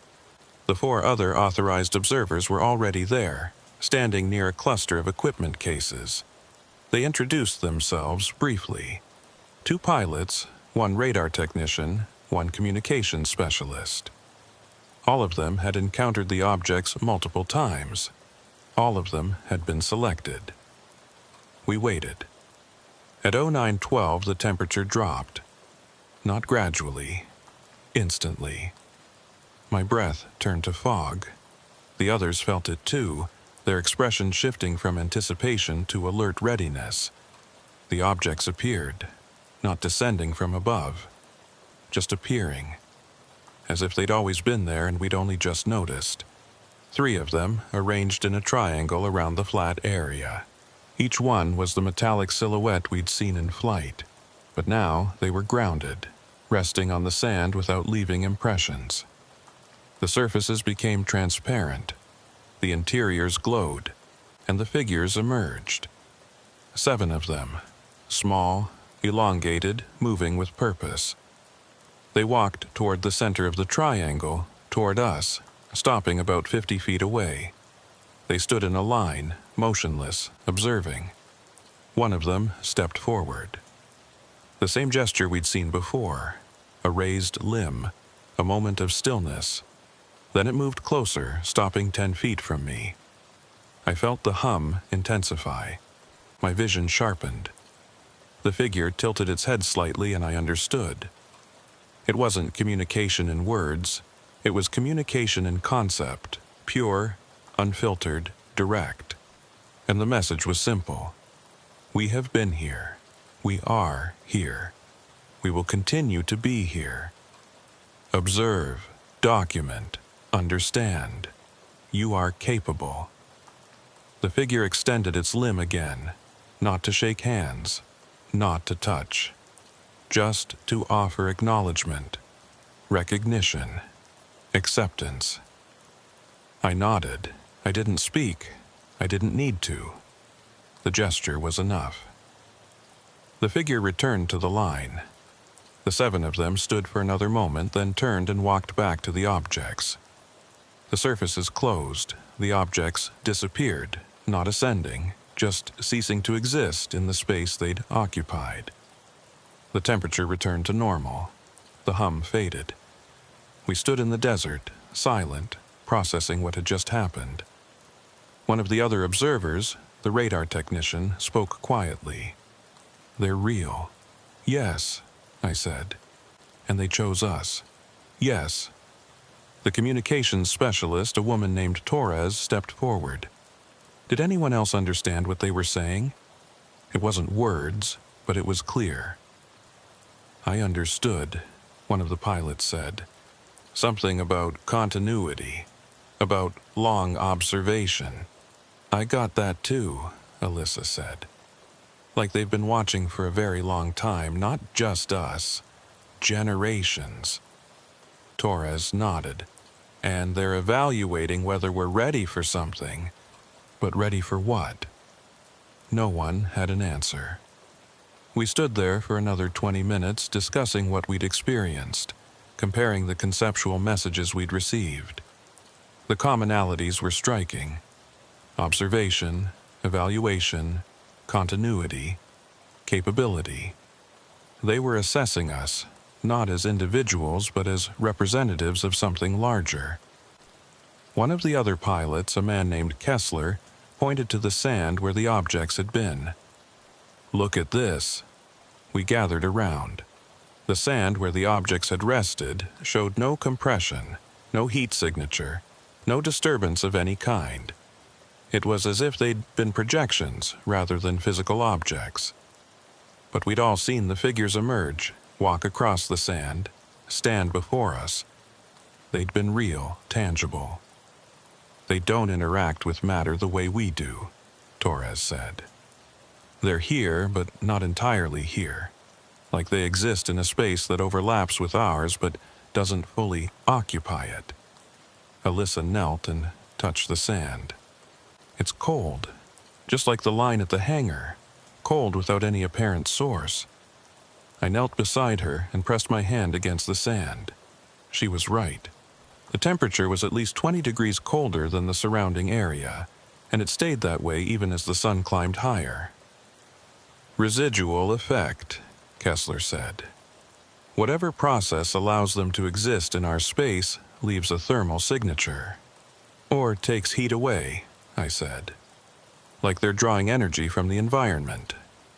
We collected samples of the cold sand in containers provided by the support team. We photographed the area from multiple angles. We documented everything we could before the evidence disappeared, because we all knew it would disappear.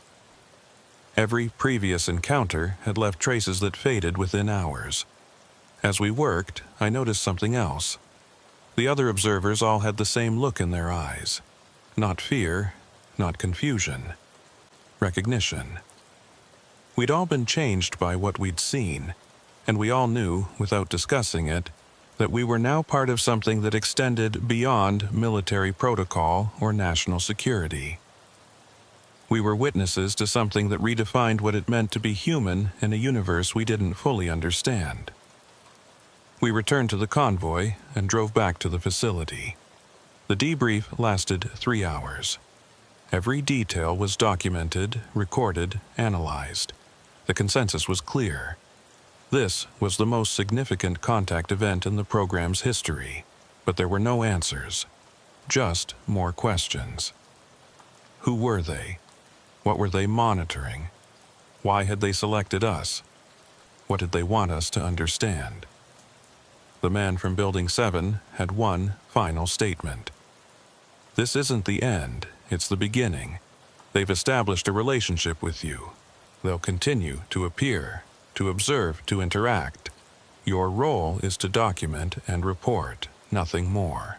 And if they ask for more," Alyssa asked, "then we'll decide what to do when that happens." The debriefing ended, but the analysis continued. Over the next week, teams examined the sand samples, reviewed the video footage, and interviewed each of us repeatedly. The sand showed anomalous properties. The molecular structure was slightly altered, as if exposed to extreme cold for an extended period, even though the exposure had been brief. The video footage captured the figures clearly, but when analysts tried to enhance the images, the resolution degraded rather than improved, as if the figures existed at a frequency the cameras couldn't fully capture. Dr. Keene conducted extensive psychological evaluations. She wanted to know how the contact had affected our perception, our decision-making, our sense of reality. I told her the truth. I felt clearer, more focused, as if a fog I hadn't known existed had lifted. The others reported similar experiences. We were functioning better than before, not worse. "That's consistent with previous contact cases," Dr. Keene said. "The effect isn't harmful. If anything, it appears to enhance cognitive function.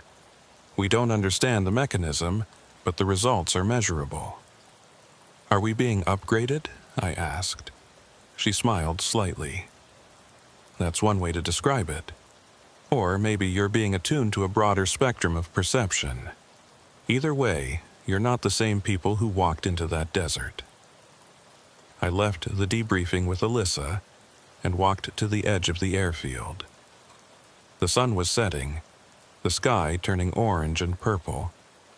I thought about the figure, the gesture, the message. You are capable. Capable of what? Understanding, accepting, bridging? I didn't know, but I knew one thing. I'd been changed. Not physically, not in any measurable way, but in perception, in awareness, in the knowledge that the sky wasn't empty, that the desert wasn't barren, and that we were being watched by something that had decided we were worth acknowledging. Alyssa joined me. What do we do now? We keep flying, we keep observing, and we wait for them to show us more. Do you think they will? I know they will. And I was right. Over the next 6 months, the encounters continued. Not just with Alyssa and me, but with other authorized observers across multiple facilities. The pattern expanded. More ground-based contacts. More direct acknowledgments. More messages that came not in words, but in concepts. The program grew. More personnel were selected.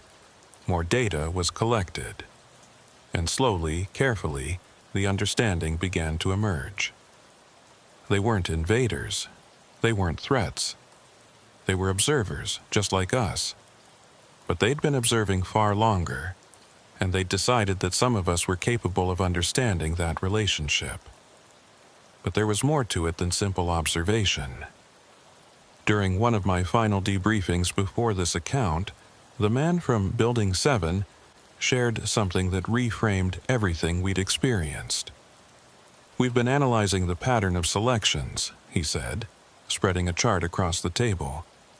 Authorized observers share specific psychological profiles: high adaptability, comfort with ambiguity, capacity for paradigm shifts. But there's something else. Every authorized observer, without exception, has reported a moment in their past where they questioned the fundamental nature of reality. A childhood experience, a near-death incident, a moment of profound dislocation. I thought about my own past. When I was 12, I'd been in a car accident. Nothing serious, but for a moment during the impact, time had seemed to stop. I'd watched the windshield crack in perfect slow motion, seen every fragment of glass separate and hang suspended in air. The moment had lasted maybe a tenth of a second, but it had felt like minutes. I'd never told anyone about it. It had seemed too strange to articulate. You're saying they select people who've already experienced reality differently, I said. We're saying they select people whose consciousness has already demonstrated flexibility. People who've touched something outside normal perception, even briefly. You were all candidates before you ever saw an object. Alyssa leaned forward. But why? What does that give them? A bridge. You can perceive them more clearly because you've already learned, on some level, that perception is malleable. You're not seeing what they are. You're seeing what your consciousness can process of what they are. And because you've experienced perceptual shifts before, you can process more than most people. The woman added, think of it as a frequency. Most human consciousness operates within a narrow band. But some people, through experience or innate capacity, can access slightly broader frequencies. You're not special in a mystical sense. You're just tuned differently, and they know how to identify that tuning. This revelation changed how I understood the encounters. We weren't being chosen at random. We were being identified through some process that recognized our capacity to perceive them. Every scanning beam, every acknowledgement, every contact was calibrating that perception, expanding it gradually. 3 months after the ground contact, I experienced something that confirmed this theory. I was flying a routine daytime training mission when I saw it. Not an object, just a shimmer in the air, a distortion like heat waves but structured, geometric. It was there for maybe 5 seconds, then gone. I didn't report it through official channels. I just noted it in my personal log. 2 days later, during a debriefing, the man mentioned it. You saw something on Tuesday, 1347 hours, 40 miles northwest of the facility. How did you know? Because the monitoring equipment detected a presence in that location at that exact time. But it wasn't fully manifested. It was between states. Most people wouldn't have seen anything at all. You saw it because you're learning to perceive outside the normal spectrum. Am I the only one seeing things like this? No. All authorized observers report similar experiences once they've had direct contact. You're seeing them more often now because they're revealing themselves more completely to you. Gradually. In stages. Why gradually?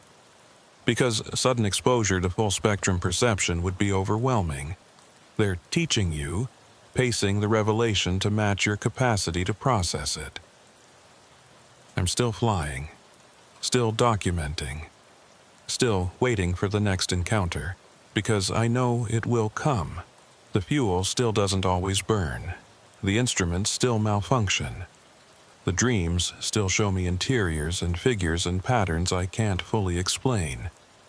But now I also see the shimmers, the distortions, the hints of presence that exist between full manifestation and absence. I'm not afraid. I'm curious. And I'm honored, because I've been selected, acknowledged, recognized as capable, not just of observing, but of perceiving, of bridging, of slowly, carefully learning to see a universe that exists in frequencies most human consciousness can't access, and in that universe far stranger and more layered than I'd ever imagined. I'm being taught to see clearly. The teaching continues. Every flight, every encounter, every shimmer in the air that wasn't there a moment before. They're patient. They've been observing for a very long time. They can afford to be patient with us as we learn to observe them in return. And someday, when enough of us have learned to see clearly, when enough bridges have been built between their perception and ours, maybe the conversation will move beyond acknowledgement, beyond observation. Maybe we'll finally understand what they've been trying to show us all along. That's what I'm waiting for. That's what keeps me flying, documenting, watching the sky with new eyes. Because the sky isn't empty. It never was. We just weren't tuned to see what was there. Now I am.